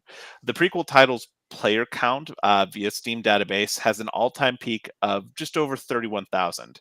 Doom 2016 peaked at 44,271, and that's dwarfed by Doom Eternal, which sits at 104,891. So this isn't a direct reflection on if a game is good or not, but the two previous Doom titles did see a drop off by the second week, and we're only in the first week, and it looks like this is the peak, and it's already going down. So these are only the Steam numbers, but could this mean that Dark Ages just isn't hitting as hard? What do you guys think? I got something to say if Ace doesn't. I mean, it's that honeymoon period. New game releases. Everyone's rushing to play it. Everyone's rushing to try and complete it. And after a certain point, the player count's going to kind of dip for the people that are going to stick around with the game more long term. Whether they're going to go through and not just beat it, but complete it, go for the platinum trophies and everything. Yeah, the articles that are calling this out do point to the fact the first weekend of a release is usually when they see that big kind of like player count, because people are getting eyes on it and want to jump into the game. But that's not what we're talking about right now. Do we think that Doom: The Dark Ages just isn't going to be as strong as the other two? These numbers are just one indication. James, you said you had something to say? Yeah. So actually, Andre said something on the chat here. Dark Ages has been positive to mixed as far as reviews go. And I've watched some gameplay on this game, and from what I'm fresh off the Doom train on 2016. One of the things they changed was there's no glory kills, and that was a big one. I was like, whoa, there's no glory kills. That was one of the coolest things, in Doom. So that was one of the big changes I think that affected a lot of people. But I'll jump right into what I was going to say. The lack of Mick Gordon in this game shows, and all I see on my algorithm on YouTube is that this game is sick, but the music is kind of mid, kind of sucks, right? And so this is what the interesting part was. They played the actual music when they were playing, then they added Mick Gordon's track from Doom Eternal, and it was like way better. And I was like the girl that was playing was like, I just want to kill demons. So it was like the music really matters in this game, and to have two games that have that and this one, I think the people that are not playing it now miss Mick Gordon. That's all I got to say about that. Yeah, I will say leading up to it, I didn't put as much like thought into that, so that's a really good point you bring up. I know for me, when I saw the original trailers for it, I love the new weapons. Like the whole Mhm. thing about Yeah. a gun that grinds up a skull that shoots like skull shards at things. That is super metal. Like that's exactly what I wanted out of a Doom game. And putting the chainsaw on the shield, I thought was a really fun twist too. Super cool Like too. so those things always call out to me, but now that you mentioned the music, I'm like, yeah, that's kind of the reason I love the other two so much and how it fed into that gameplay loop. We've talked about that before. It's great videos out there. Thank you. Great, Yep. great insight. Nintendo's back, baby. Well, at least at Gamescom, they are. The company had skipped the annual event last year, so fans visiting the event that couldn't get their pre-orders on the Nintendo Switch 2 will likely get to play around on whatever the company decides to show off this year. They're coming back to Gamescom. Nothing has been confirmed yet as far as what they're bringing, but with it taking place in August, maybe some of those unannounced projects we haven't heard about could be on the menu. Speaking of Nintendo, the company has also apologized for their marketing mistake regarding VRR capabilities for the Switch 2. Variable refresh rate is on the Switch 2, but it's limited. VRR is only applicable in handheld mode. So that's a little bit of a downgrade from what we were expecting. We thought we were going to get variable refresh on the docked mode, but it's only in handheld. Kind of an interesting decision. Activision has made the decision, speaking of, to shut down support for Call of Duty Warzone Mobile. Now, the noteworthy thing about this and why we're kind of bringing up this little tidbit is that the reason is because the game didn't meet their expectations. The mobile first players, they said rather, with quote, mobile first players like it has been with PC and the console audience. So it's not as popular as it was on PC and console. So it makes me kind of wonder what were the expectations on this thing. And the reason is that it was pretty successful when it started. Pre-launch, this game had 45 million signups when it was released in March 2024, and within the first 4 days the game had generated $1.4 million in revenue. It's still actually not to think that it was only then. In February 2025, according to Statista, the game still generated about $490,000 in revenue. So for now, the servers are still active, but the last day to download the title was on May 18th. So that's already gone. You can't download it anymore. I think that that the whole concept of like the industry just like cutting back on its user base, that's why that's happening. It's across the board, mobile, everything. Fatal Fury City of the Wolves has been part of our tech section for a few weeks, but now it finds itself in our news section, boys. Oh, So Ace, I got it's not too much trouble, just a little bit of news. Well, maybe a little bit of trouble. SNK's CEO Matsubara-san is stepping down and transitioning to an advisory role within the company following the release of the title a month ago. It's hard to tell what the future holds for the title, but the all-time Steam player count peaked at roughly 4,500. That's it. And in Japan, only 10,000 copies have been reported sold by the end of the release's second week. So we've been talking about how popular this is going to be and the kind of some of the issues that are facing it, but now like the CEO stepping down, transitioning, and then now we're starting to see some actual stuff like in terms of sales come out. And how does that make you feel? I'll be real with you. When I went and picked up my copy, I was literally the only one that actually pre-ordered that limited edition from GameStop. Like I called in the day before just to check on my pre-order, and as like pretty much as soon as they got on the phone with me, they're like, "Oh, your pre-order's here. You can come pick it up tomorrow." Yeah, ain't nobody buying that. Yeah. Go ahead, come on over. We got plenty of copies. That right there, actually, that was my first clue that, no matter how good this game may be, or no matter, how packed with content the game may be, the fact that I was the only one that pre-ordered it at that location, period, that tells me a couple things about it. And well, I mean, I think there's a few things that can be contributed to that. One, it's like it's a fighting game. Not a lot of people play fighting games in scope of gaming like genres, right? So it's always been known that way. Like fighting games are a weird niche, right? Yeah. We've always known that. Two, people are probably pre-ordering it online, right? And getting sent to the house. Ever since COVID, people are just ordering it, not going to the brick and mortar stores anymore. So we don't know. We don't know what numbers are. I mean, I pre-ordered it on Amazon. That's just how I am, right? So you wouldn't have known that. But as far as Fatal Fury, the title goes, it's not a mainline SNK title. No matter how much we want it to be, the King of Fighters is the mainline fighting game for SNK, and I think it's just like we're going back to playing catch up again, right? The last game that came out with Fatal Fury was Garrow, Mark of the Wolves, and this was more like of a respect to the fans of how we want to give you the sequel versus SNK going, this is going to make us money. Honestly, that's how I felt from the beginning. And also, I think this was the the KOF invitation letter for Capcom and SNK for SNK 3. Because they have DLC characters for Chun-Li and Ken in this game. Yep. So I think this is their like shaking hands. We'll put your characters in our game, you put our characters in your game.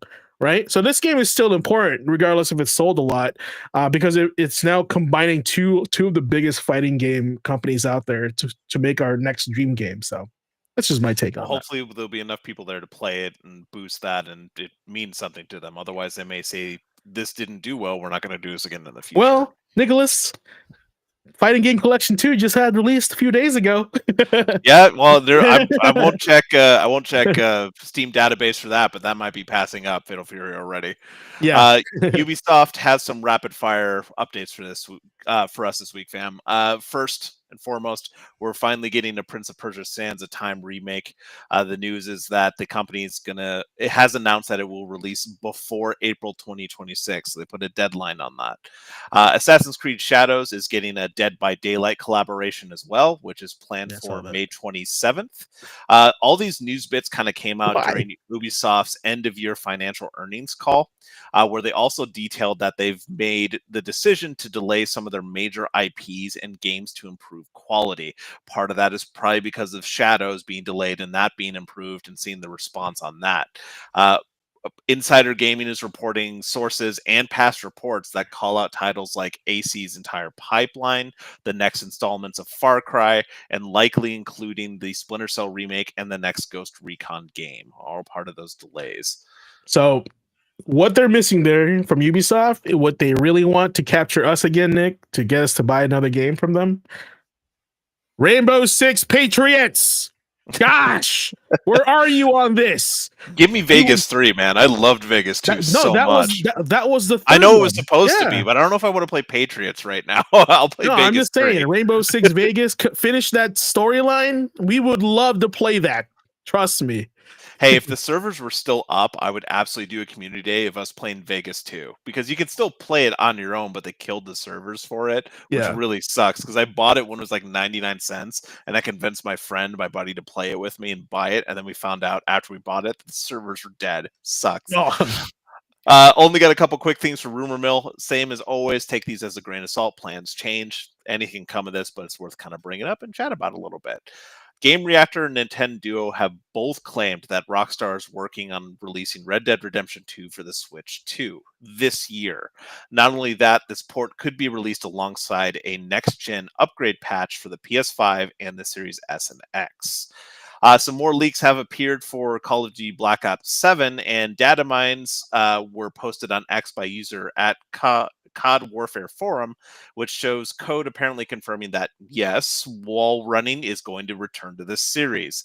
So cue all the debates over the pros and cons of this feature coming back. There's already a bunch of people in communities flaming both sides of this. Whether or not you think it's a good idea doesn't matter, but at least we're getting wall riding, which makes me dismiss Titanfall. Xstasis is back this week, leaking more information as well. This time they're claiming that the Microsoft Store is testing how to integrate Steam into their platform. Now, this does make sense, as we know Microsoft is working on their handheld console, and they've been communicating how the company plans to make Xbox more like a PC in many ways anyway. We'll see what this all means and if it ends up being true, but that's kind of the rumor mill this week. I do have an article, and this article this week that we're going to chat about is really based kind of like an extension of something James was talking about on his stream. James was asked a question on the stream about how he feels about the art steal whole thing that's happened. If you haven't heard, there was an artist that accused Bungie of plagiarizing their work that they did back in 2017 for Marathon. And James, I think you said before stream you wanted to expound on that. I'm like, perfect. We've got an article about it. You got feelings on it, I know. But the main article I wanted to call out with Paul Tassi over at Forbes released this on the 17th. So it's 3 days old. Like I said at the very top, this is kind of what everyone's talking about right now. Let's pull this up. It has not been good for Bungie lately. And there's a bunch of reasons they're in the news. None of them are good right now. After the alpha came out and the kind of like middling response to it, there's like some good things about it. I know me personally, I was talking about how I really dug the style of it. And now it turns out that some of that style was plagiarized. So as Paul Tassi writes here, chaos has engulfed Bungie after an artist, Anti-Real, came forward to accuse Bungie of ripping off her 2017 work as its upcoming extraction shooter Marathon was starting to take shape as early as 2018.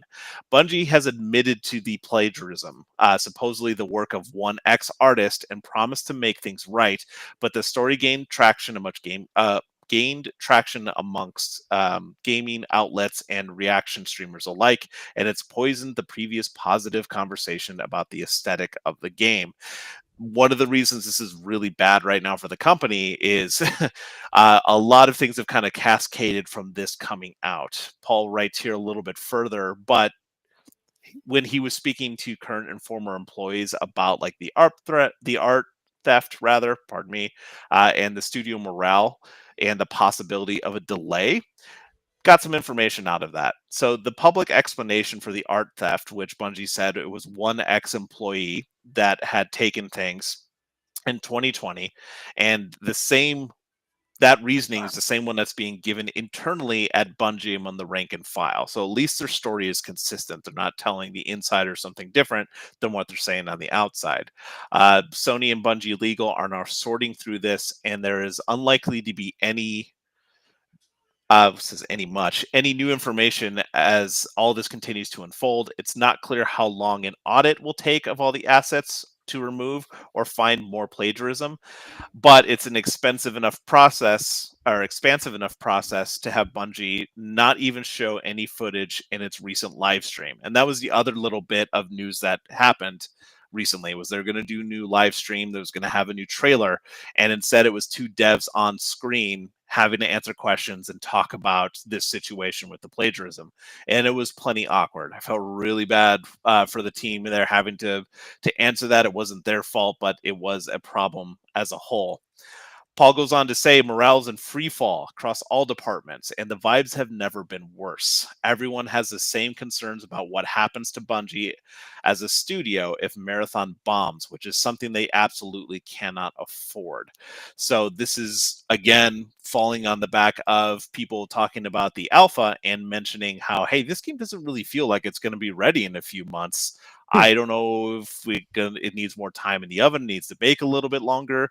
There's a lot of discussion in the community about like, hey, we kind of wish there was more of like a PvE bent, or there was more content. It's only 3 maps with the 4th one coming at launch. Like it felt like there needed to be more, right? And I think we discussed that a little bit when we were talking about when it was launched, the launch trailer for it. Some changes to future plans have been made even before this new plagiarism development, mainly as a reaction to the gameplay footage and now closed alpha. Paul writes, at the start of this month, Bungie pulled the plug on its main Marathon marketing plan, which was going to have a new trailer in June, along with the launch of pre-orders. The whole campaign needs to be reworked now. A heavily marketed public beta in August may be changed into a roadmap of public playtests with no actual details set yet. This would align with Bungie's stated multiple opportunities to play before launch rather than just the upcoming beta. Apparently, Marathon was originally pitched by a higher-up good old boy Bungie leadership as far back as 5 years ago. Devs were telling them would and what wouldn't work, and were often ignored. Many have said previously that it needed to have some sort of PvE component. As mentioned in this article by Paul, other outlets were picking this up and talking to former developers. One former developer known online as Spirited, who worked on the engineering side of the game, said that he felt for those still working on the title, because he says, quote, "Working with engineering/marathon leadership was extremely toxic and humiliating," he said. "I won't speak about the rest, but Bungie leadership needs to be gutted completely." So just to show some of the artwork assets, this was Anti-Real's post just showing the work that they had done before and then showing in the trailer where it was taken. And you can see it is pretty much word for word ripped over and put in the game. And it did predate it. They have dates, but you can definitely see where this like language that this person came up with and the design elements that they came up with were just straight up taken and plopped in the game. Say what you will about like game dev studios and having to keep an eye on this kind of stuff or just letting it fly. Like Bungie is trying to make right on it right now and has reached out to Anti-Real, so I'm not going to try to downplay that. But you could definitely tell these assets have been taken, and then on top of this, the plagiarism and admitting to it, they're also starting to see a ton of morale issues, a ton of like stuff leaking out. It's just a really bad time at Bungie, and during a time where they cannot afford any more mistakes. We've talked a lot about it before, and a lot of people know how much money Sony has sunk into Bungie and how much Destiny has been losing the money and how much they need a hit, right? So again, this is the big cloud cover of things that are going on. So I wanted to read that article, send it out there to our community, our people in chat right now, but also our panel members here. Like, what do you think about the situation? James had, like I mentioned, been asked a question about this whole situation on his stream, but I think he has a little bit more to say about it now that he has a chance to, actually think about it. Yeah, actually, Blue is actually right in chat right now as we're chatting. He was the one that asked me the question, so that's perfect. So this has so many layers to it, and it's kind of wild, right? First of all, Bungie just had a round of layoffs, from what I remember. Sony had just kind of like depleted the ranks even more when they bought them. So I understand why morale is low. They do need a hit for sure. Leadership being kind of like annoying to work with. I can feel that. I feel that pain. Sometimes they're just so out of touch with like what the community wants versus what the investors want, and I get that. I understand that. And also, and then let's go to the art theft, right? So this was apparently was done by one employee, right? It wasn't like, was it like one employee? Yeah, was they it said it was an ex-employee who no longer works with the company. So ex-employee. So the first thing I can think of, and I was trying to expand on Blue's question, is like, what my thoughts were on this. The first thing that came to mind as a creator myself is like, why did this person decide to steal for his job, right? Why did this person decide to do this, make this decision to, take another piece of artwork and put it to another product, and then assuming it's not going to get caught, especially when you're such a popular company like Bungie, right? So to me, I feel like the quality and level of devs over time has changed also.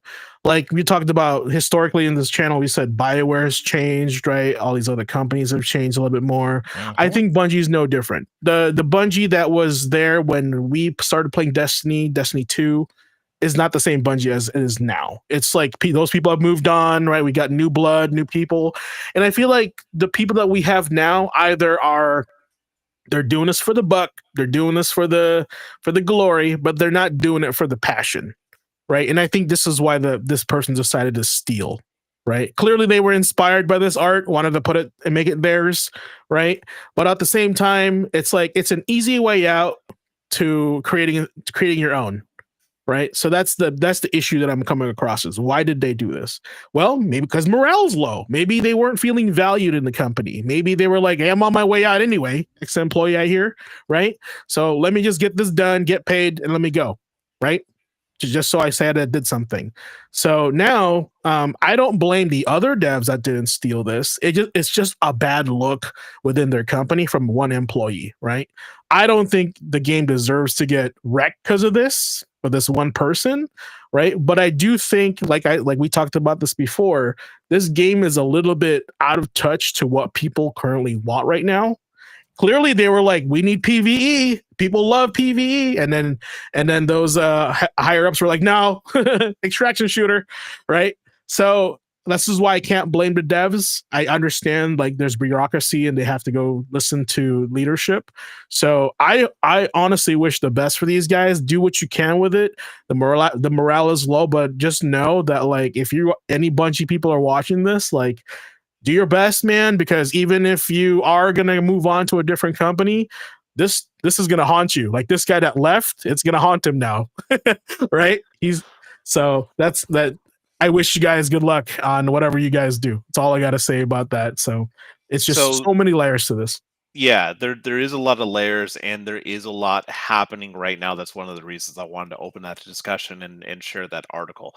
There's plenty of great articles out there, tons of videos online that are discussing this in the last few days. So check those out if you want to dive a little bit deeper. But I thought for us as a panel, since we do this once a week, this is kind of the big thing right now. Even Anti-Real said in that post where they called out the asset stealing was, I don't have the resources nor the energy to spare to pursue this legally, but I have lost count of the number of times a major company has deemed it easier to pay a designer to imitate or steal my work than to write me an email. In 10 years, I have never made a consistent income from this work, and I'm tired of designers from huge companies mood boarding and parasiting my designs while I struggle to make a living. That's not good. Yeah, so that kind of hits on what you were saying, and with this as well, I think it's the fact that it's also the context of what you just discussed. Was this game feels like it's coming out to chase a very specific style of game that's already feeling a little oversaturated, and it's being overshadowed by other things happening at the same time. Like Arc Raiders is getting pretty good reviews despite not having like a crazy aesthetic to it. Now I did like the aesthetic for what they were going for in Marathon, but now it's like been completely clouded. If there's one thing that generally most people called out as positive, it was this aesthetic and this style, and now that's gone. For the yeah, it got team, tainted. Right? It got tainted. Right, yeah. right. So now you're sitting here like, okay, what does this have that's different? Well, now the art style needs to be completely redone, or at least the assets need to be completely like retuned, right? On top of a game that, or a gameplay style that we saw that didn't really look like it was going to set the world on fire because of all the aforementioned stuff. And it's coming up real soon to that release date, and they haven't said anything about delaying it. Like, there's nothing to do to win right now for this, and that's why it's become such a discussion topic. Ace, did you have some stuff to throw in? I was about to say it's hard to try and put together an extraction shooter when you've already got Escape from Tarkov on the field. Well, I mean, like I said earlier, it's about like you're a little too late. You know what I'm saying? Like, competition is great and all, but like earlier, like I said in another episode, we were saying, well, what makes us different from Hunt Showdown, Tarkov, all the other extraction shooters out there? Division has an extraction mode, right? So I was thinking, like, how can we save Marathon?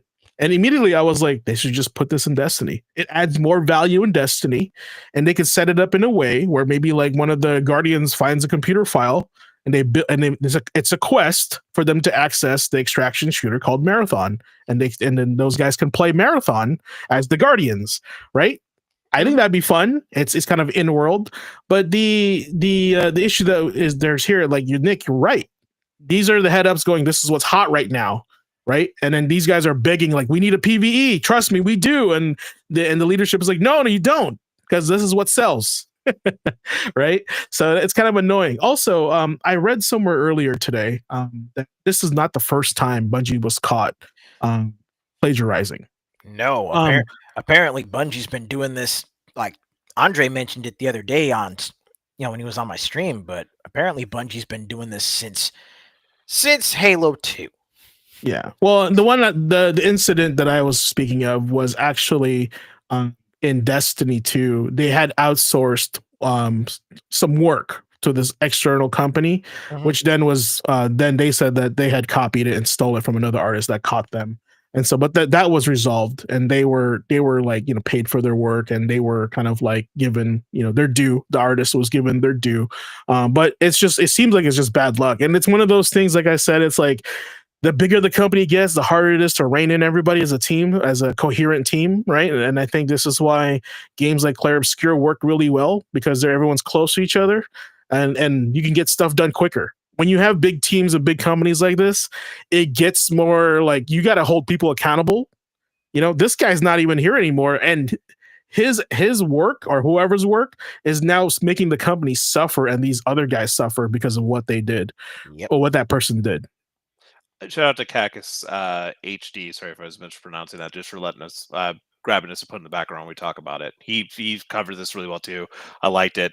Definitely look it up if you want to find a little more about it than what we're going in depth on, since we have more limited time. But yeah, it's worth bringing up. It's worth talking about. There's a lot going on with it. It'll be really interesting to see. That's not to say like some of these games that are looking to jump into something that's being done or something that is trending, if they can make it new, if they can make it better, if they can innovate, then there's nothing wrong with that. If the team wants to make a business decision to do that, however, it needs to be done right. And then you just can't go to then blame other people or the consumers for its failure. It's like you're going into a very complex and saturated market. You have to do something different. And like I said, now the one thing that really set apart Marathon in my mind, even though I'm not a fan of extraction shooters, it's not my kind of game, now I'm really not interested. It's going to have a huge hill for this team to climb, and it really sucks because there are a lot of really talented people, a few that I've worked with that now work there, or have worked there and may not be working there anymore since the layoffs. It's crazy, man. I don't know what to think about this, and it could spell the end for Bungie. And on the point you made earlier about putting into Destiny, I think it's the fact they're not going to do that because that doesn't make business sense to them. They've seen Destiny's dwindling player numbers and loss of money, and trying to shoehorn that into there. I don't think it's going to, they probably know it's not going to capture enough people to come back. So like, we got to do a completely new thing, completely different, to make any kind of money back on this investment. But see, this is what they don't understand. And I'm specifically talking to leadership, right? And hell that they'll watch this. But I'm saying is that this is what they don't get. When you put this into Destiny, you get Destiny 2's player base immediately. They will be playing it, right? Which means that is your free marketing for this game. Now, the new people that want to play, you'll get them to play Destiny for free, but then access Marathon through Destiny. Yes, it's not going to be like a Doom launch, like, you know, extravaganza, right? It's not going to be that successful. But at this point, you don't have that option. You got to make this work in some way or form, right? So, and this is what I mean. I'm like talking to the heads, is because they're so obsessed with money that they're willing to kill, like, you know, the legacy of this company and what they're making right now, just so they can be, just to make a point, right? But they're playing with people's, like, you know, livelihoods and careers here. Is the part that pisses me off. So that's all. Yeah, and I get that. It's a good argument to make. For me, I forgot about that. The chat during this live stream was also brutal, like way worse than Nintendo. Rough. It was real rough. To devil's advocate that a little bit, the problem is that even if you throw that in there and you have that install base, you're not bringing in new players, really. Yeah, you can jump in for free, but anytime they do any kind of new updates, they see a very, very little bit of peak, and it's from the people that are just returning. They're not bringing in new people, and adding an extraction shooter mode is essentially like adding a new Gambit mode, right? It's only going to move the needle just a little bit. It's not worth the investment, the amount of money they're losing. It has to be a complete shift. So, but I get what you're going for. Absolutely. That's what I had for the article, guys. That's what I had for the news. This is going to be an evolving thing over the next little bit. I'm sure our news sections are going to be talking about, like, either the downfall, the delay, or the complete rework. And I don't know if we'll get a swan song for Bungie, but this may be it. And that stream was like, it's pretty rough. A public execution. You can tell from their faces. They were just like, I don't want to be here right now. This is not going to go well. Some of them probably, I mean, the two on there, they look like they hadn't slept in a while too. And I know some other people have called that out, like some of the other videos. Like once people said that, I looked a little closer. I'm like, oh man, yeah, they are drained. Running on Like this, fumes. right? And especially with like the low morale, all the news that's kind of coming out about that. Like even the people at the top got to be sweating pretty hard right now. This is just not good. There's nothing worse than being a creative and doing something you hate, doing something you don't want to do, but then you're expressively saying this is not what we should be doing to leadership, but they want you to do it. So Andre in chat is asking, do we think it's going to get delayed? I think it needs to be delayed. I don't know if it will. And that's really the telltale thing is are they going to push it out? And here's why, Andre, that Nick is right on this, and I agree with him. It's because investors want their fiscal investments count to go higher before third quarter. That's all it is. It's because investors like myself, right? They want their money now for this quarter, which is stupid because you're gonna make a trash product, right? And then you're gonna blame everybody around you for having no profits. Yeah, I don't know if it was it 2 weeks ago we had the whole discussion about like shareholders and what's ruining the gaming industry. Yeah, that was me. But yeah. That was 2K. I showed you guys the 2K stat, right? Yeah. Because that's that cliff dive. That is the part of the gaming industry I've been following more recently because I just been around people that are obsessed with the market, right? And so I, for one, have been kind of combining my passion for video games and the stock market. And so I've been learning as I go, and I'm hating it more and more, actually, to be honest. And I want to be investing into the stuff I love. And I tell that to everybody. I know it's like if you're putting money into it, put money down on it, because now you're investing into your own success, right? Now that drop in the 2K stock for an announcement of a delay or a release date. It's not even an announcement of a delay. It's just a release date for next year. It was a slight delay, but yeah. But they weren't. They never said it was going to be released this year. It was the actual. They fall though. They did. Oh, did they say fall? Yeah. Okay. So it was an official delay. So that's part of the reason that was such a big drop, was that they had said before that they were aiming for a fall 2025 release window. So that action that I showed you, that drop in stock, is why they're pushing this game out as much as quickly as possible. I know it sounds backwards, but that's because why? People have put money, given them money to make this game, the investors, right? They go, well, my money's due now, right? You gotta release, you gotta give me something back, right? And so this is why I don't think they'll push it back, because if those investors who don't care about video games, by the way, they care about the money, are gonna want that result ASAP. Now, if you had more investors like me, where I'm like, I care about the finished product because I'm playing the long game. Right, because those investors that pulled their money out in that 2K stock for that release date, they don't care about the game. They just knew the game was going to be good and they're going to make money off it. That's all. That's the type of people that are investing that are pulling their money out. So just know that and know the difference, because there is a huge difference between those kinds of guys that are like just short term, the shorters in the market, and also people that are actually like, I support this and I want this to be a success for this company. So. Just know that. And I'll use this platform again to say, if you haven't seen that video that Alana Pierce put out talking about this, we linked it in our pod. Watch that video just to get a little more of an understanding of the forces at play. She does a great job of really diving into that and calling out the negative forces that James was just mentioning. Yeah.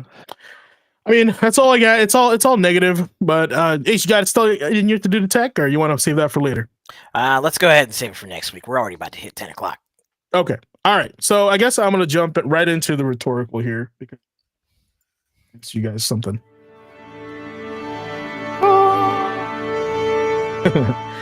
All right. Loading it up. PS3. Yeah. So I had a couple questions, but I'll stick with one.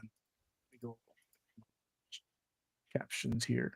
So this one's interesting. This question comes from, and the inspiration from Spot. What is that? What's the one, the Jim Carrey movie? The Spotless of the Eternal Mind, or whatever it's called. Eternal Sunshine of the Spotless Mind. Yeah, Eternal Sunshine of the Spotless Mind. Wow, I'm dyslexic. So that's okay. I was reading articles earlier, and see, I just said I screwed it up. So we're on par. All right, chat. If you're watching right now, on the screen you'll see the question: if you could erase your memory of one game just to experience it fresh again, which game would that be? All right, think about it. Take like 30 seconds to kind of think of your answer. I want to see it on chat. I want to talk about it a little bit more. I want to hear from the panel because this is one of those games where you're like, man, it was so good. I just want to wipe my memory clean and play it again for the first time. Right? That's a pretty good game. That's a pretty good game. So while you guys are doing that, we'll go ahead and play a little bit of tunes here for you. Show this right here. Yeah, think about it for a second. That's not good thinking music for me, man. Yeah, it is good music. Think about it. I think you need to change it. That's what I think. There you go. It's better. Yeah, there we go. Some battle music. Okay. And when you guys are ready, I'll turn off the music. I've already got mine. Okay. What's yours, Ace? Go for it. Chrono Trigger. Okay. Tell me what moment or what about that game that you want to experience fresh again in your brain.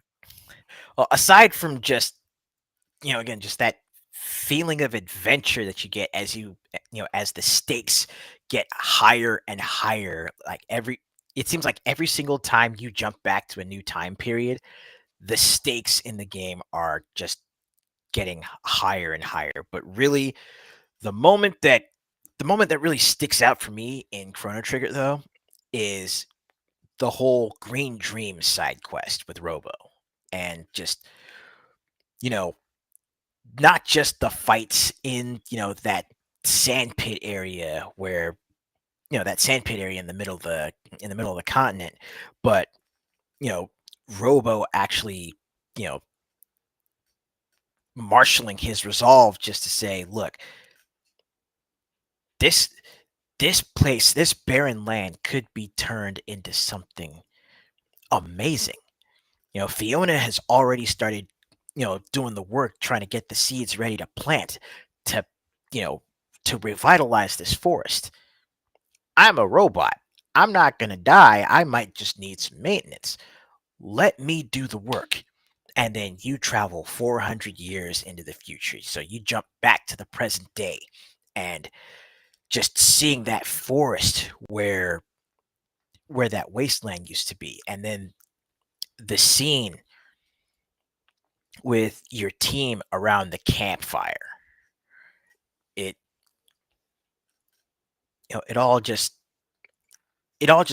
really brings together the concepts of the story that Chrono Trigger is telling. Not just the time travel, but also the connections that you're making between characters as you go through and meet them and explore their time periods, help solve their problems. And the Green Dream quest is, that's Robo's side quest as you're finishing up the game, getting ready to go take on Lavos for the last time. So just that sort of capstone moment in the game. That's something I would love to experience again for the first time. Solid. But you know what's funny? I actually forgot about that. So I'm glad that you brought it up because that I do remember like you sacrificing a Robo for a brief period of time so he can help kind of like terraform the area. Mm-hmm. And then you go into the future and you're like, whoa, that's cool. That was good. So I'm glad that you brought that up because that just reminds me I used to need to play Chrono Trigger again eventually. So what about you, Nick? There's a lot of different ways I can go about this one. The easiest answer for me is Mass Effect, and it's hard for me to overstate and understate at the same time what that series means to me. I have always been a big fan of BioWare games. I loved playing KOTOR, love playing KOTOR 2, love playing Jade Empire, love playing Dragon Age. For me, Mass Effect was this perfect kind of like Venn diagram of things I'm interested in. I love sci-fi. I love good orchestral soundtracks as well. And the soundtrack for Mass Effect 1 just set this tone for my expectation for these kind of games moving forward. And this was back in 2007. I still listen to that soundtrack and the soundtracks for 2 and for 3. just that space opera story, you having all your characters, companion stories, you can really choose where the story goes, and the fact that your decisions actually mattered. It was just kind of like that agency I was always looking for in video games, on top of this great soundtrack, on top of this interesting story that was well thought out, on top of these interesting characters. So that for me is the easiest answer for that wishful thinking of just like, if I could wipe my brain and experience again for the first time, it's got to be Mass Effect. That being said, there's plenty of other games that I honestly wish I could re-experience for the first time, but for different reasons. Another one being Uncharted. I loved Indiana Jones growing up. I played Tomb Raider. I loved playing Uncharted and playing Uncharted 2 when that came out, because it was such a jump over the original game. I loved that game, and I ended up loving Uncharted 4, the way that story kind of like finished. So that is like an entire experience I loved as well. And I always talk about how much I love Half-Life 2. Like, those are 3 titles, those 3 like experiences I would love to get back again and just re-experience. But I will fully admit that the Half-Life 2 choice is really of the moment, where I was in life at that time, being really into Counter-Strike, being really into these kind of games, and just realizing how great, Half-Life 1 was. 2 was just greater, grander, loved it, where they were going with the story. But again, you're gonna twist my arm on it, it's got to be Mass Effect. Yeah, and I mean, with that answer, I'm kind of glad that you're watching my gameplay, so I can ruin all your experiences. Yeah. Well, to be completely honest, man, I've ruined them a lot myself. That was the best part about playing Mass Effect, is going through and making the different decisions. And like I mentioned to you before we started, kind of like the save loads. Like, I would be like, I hate the way that turned out. Let me go back to my save file, reload, and try again. That's the thing that I'm trying to avoid, because that's why I like to pause and talk to chat, even though no one's there. Sometimes I'm just like, man, all right, what would I really say if I was in front of this person, right? And then I just shoot him in the face because I'm Space Tate, right? Usually what it is. But yeah, no, I don't blame you for Mass Effect. I'm kind of getting that experience right now, which is kind of cool. That it's my first playthrough of it, and I get it. I understand why. So we get a lot of answers from the chat here. We got Mass Effect from Stick Figure Drawing, Metal Gear Solid 2 from Andre Venom, Sons of Liberty. That's a good one. It's a very special one. Smoking Scorpion says Subnautica 1 for pure hands down. That's an interesting one. I would love to know why. Let's see here. Devil May Cry 3 for Blue Right Bot. That actually was a pretty badass one. Not going to lie to you. That's a good one. But yeah, Metal Gear Solid 2 was pretty good. Chrono Trigger, Mass Effect, yeah, all good. Initially, my brain went to Chrono Trigger because there were a lot of different memories from the time where you're like, bro, Frog is actually a cursed like knight that you can help cure or befriend the guy that turned him into a frog and have him in your party. I was like, oh man, and the first time I played it, I decided to kill him, right? Because I was like, I got your back, Frog, right? And then I realized my friend was like, you didn't recruit him? I was like, you could recruit him? I didn't know that, right? So, yeah, it's just those moments. But also, I was thinking about this too, and I was like, well, we're talking about now, right? Like, not Kid James, because Kid James has played other games or different games at the time. Games didn't really have a big narrative, like cinematic feel to it, like Mass Effect, like Uncharted, right? So I'm thinking like, to be fair to this question, which game would I erase the memory and play it again now, of like present time? So it's a timepiece question for myself, at least. Oh, still Mass Effect. Yeah, no, that's true. And for me, I was like, what game was it has really struck a chord with me, and what experience were in games where it really changed my life? I would say if I can go back to being 13 years old, right, loving fighting games, loving the 2D fighting game world, right, I would probably love to erase my memory of Killer Instinct, the first Killer Instinct, because I remember hearing that damn arcade at the roller skating rink in Chicago, Rainbow Roller Skating Rink, and all you hear is available for your home in 1995. That's all you hear at the arcade. And chat, I don't know if you heard that. Let me crank it up for y'all's. All right, watch your ears, guys. Available for your home in 1995. All right, so that's what you would hear at the arcade all the time. In addition to the killer combo, master combo, right? That's all you would hear, and the full gore scream, because that's what how they caught your attention to play these. And so, I think like that brought like 13-year-old James joy. To be like, what is this? Whoa, look at these graphics. Oh my God, the sounds. Oh, these characters. This game looks so real. And we're talking KI1, right? So that pure innocence and appreciation for like the newest tech, the loudest tech, the best tech in a genre that I really love. I haven't felt that way about a fighting game in a long time. Right. And maybe that's because I've been playing games for, forever. And fighting games is like the thing that I like judge very harshly. And I love being involved in it. Like I have like over 70, 80 hours in Tekken 8 right now, probably more. Right. I'm once again 2 ranks away from Tekken God. Right. And I'm still interested in playing. Like that's it's actually a rank in Tekken. I'm not being facetious. So, but yeah, it's a grind. And I love it. So I just don't have like that feeling. I've got one more answer just based on you talking about all this. It's just like giving me these vibes.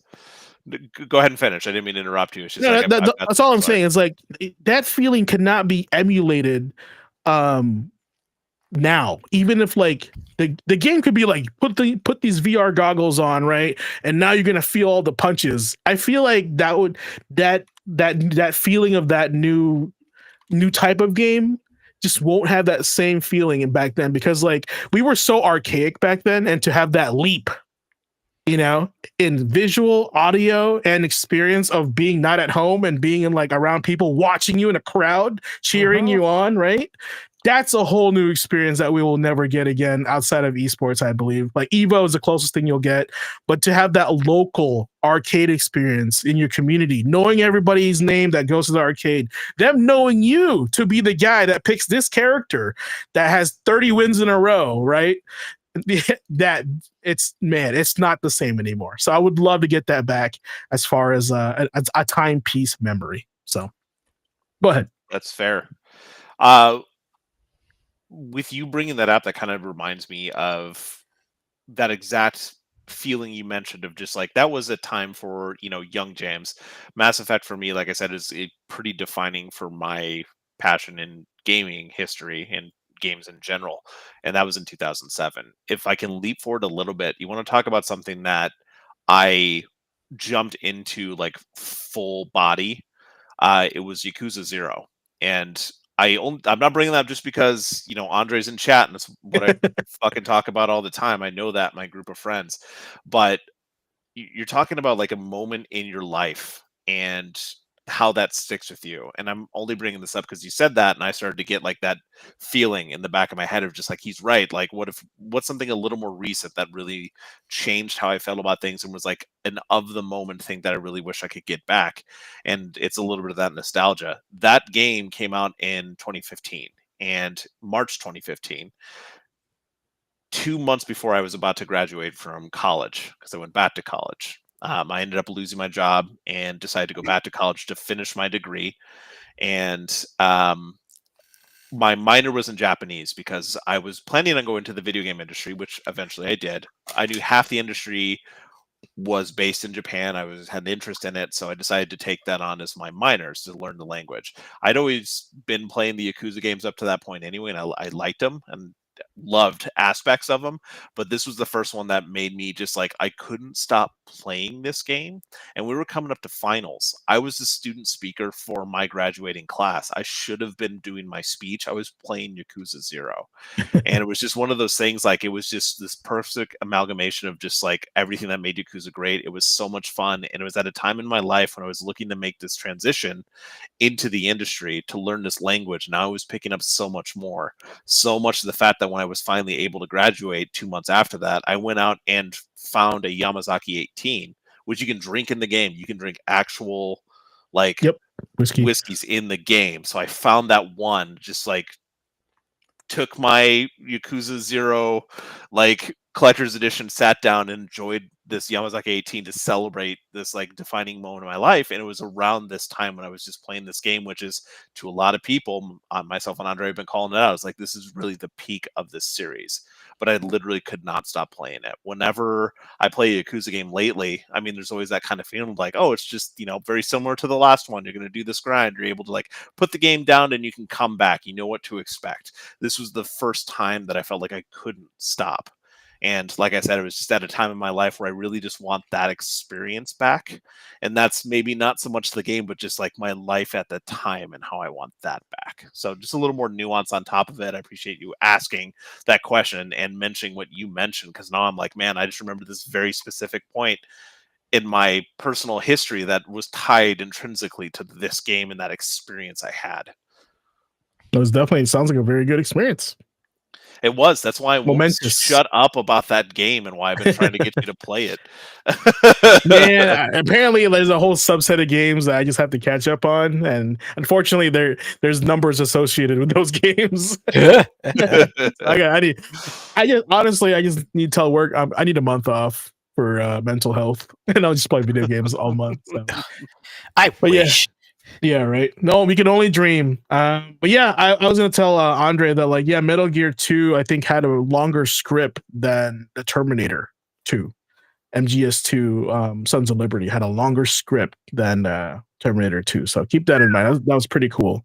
But yeah, we're a little bit over, but man, good content tonight, guys. Good stuff. So just wanted to kind of end this stream, because we are a little bit over, with the campaign for St. Jude's Children's Cancer Research.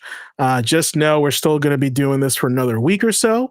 And I think currently I'm looking at my dashboard here. We're at 145 out of 500. I've already lit the fires of Gondor at work. I told my mom to share my link with anybody that's interested.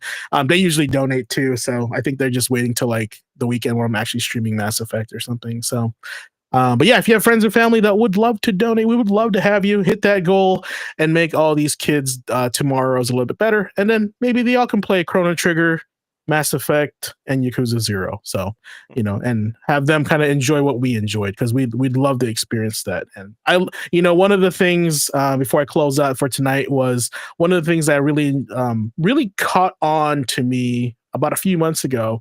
I was watching this streamer on YouTube. I forgot her name. Younger person, definitely Gen Alpha, right?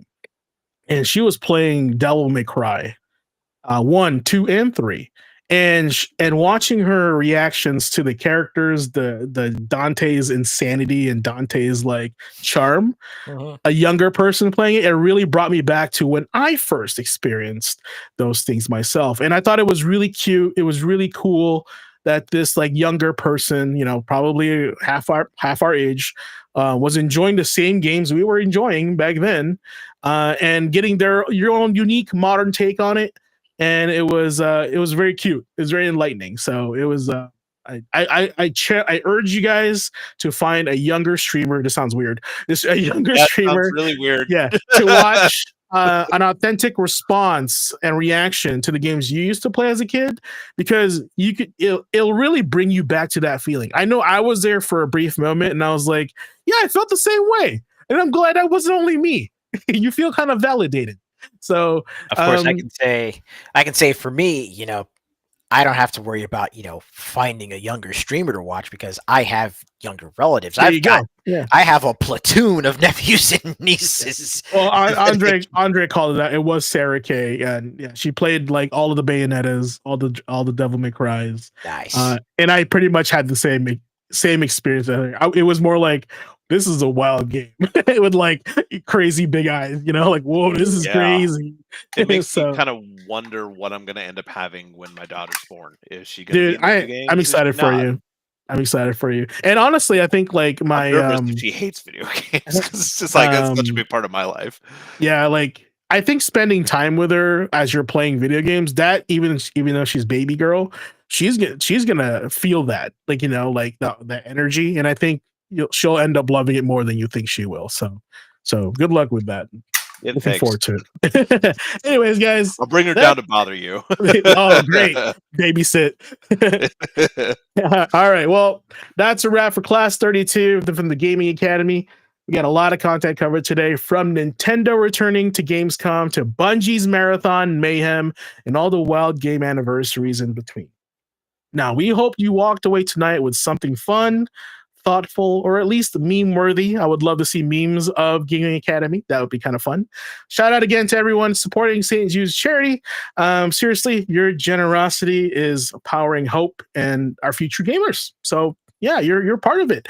If you haven't yet, check the link below. It's floating right down there, right along with the QR code. Consider making a donation. Every little bit helps. And we'll be back next week with more gaming history, hot takes, and rhetorical brain busters. And until then, stay curious, stay kind, and above all, stay gaming.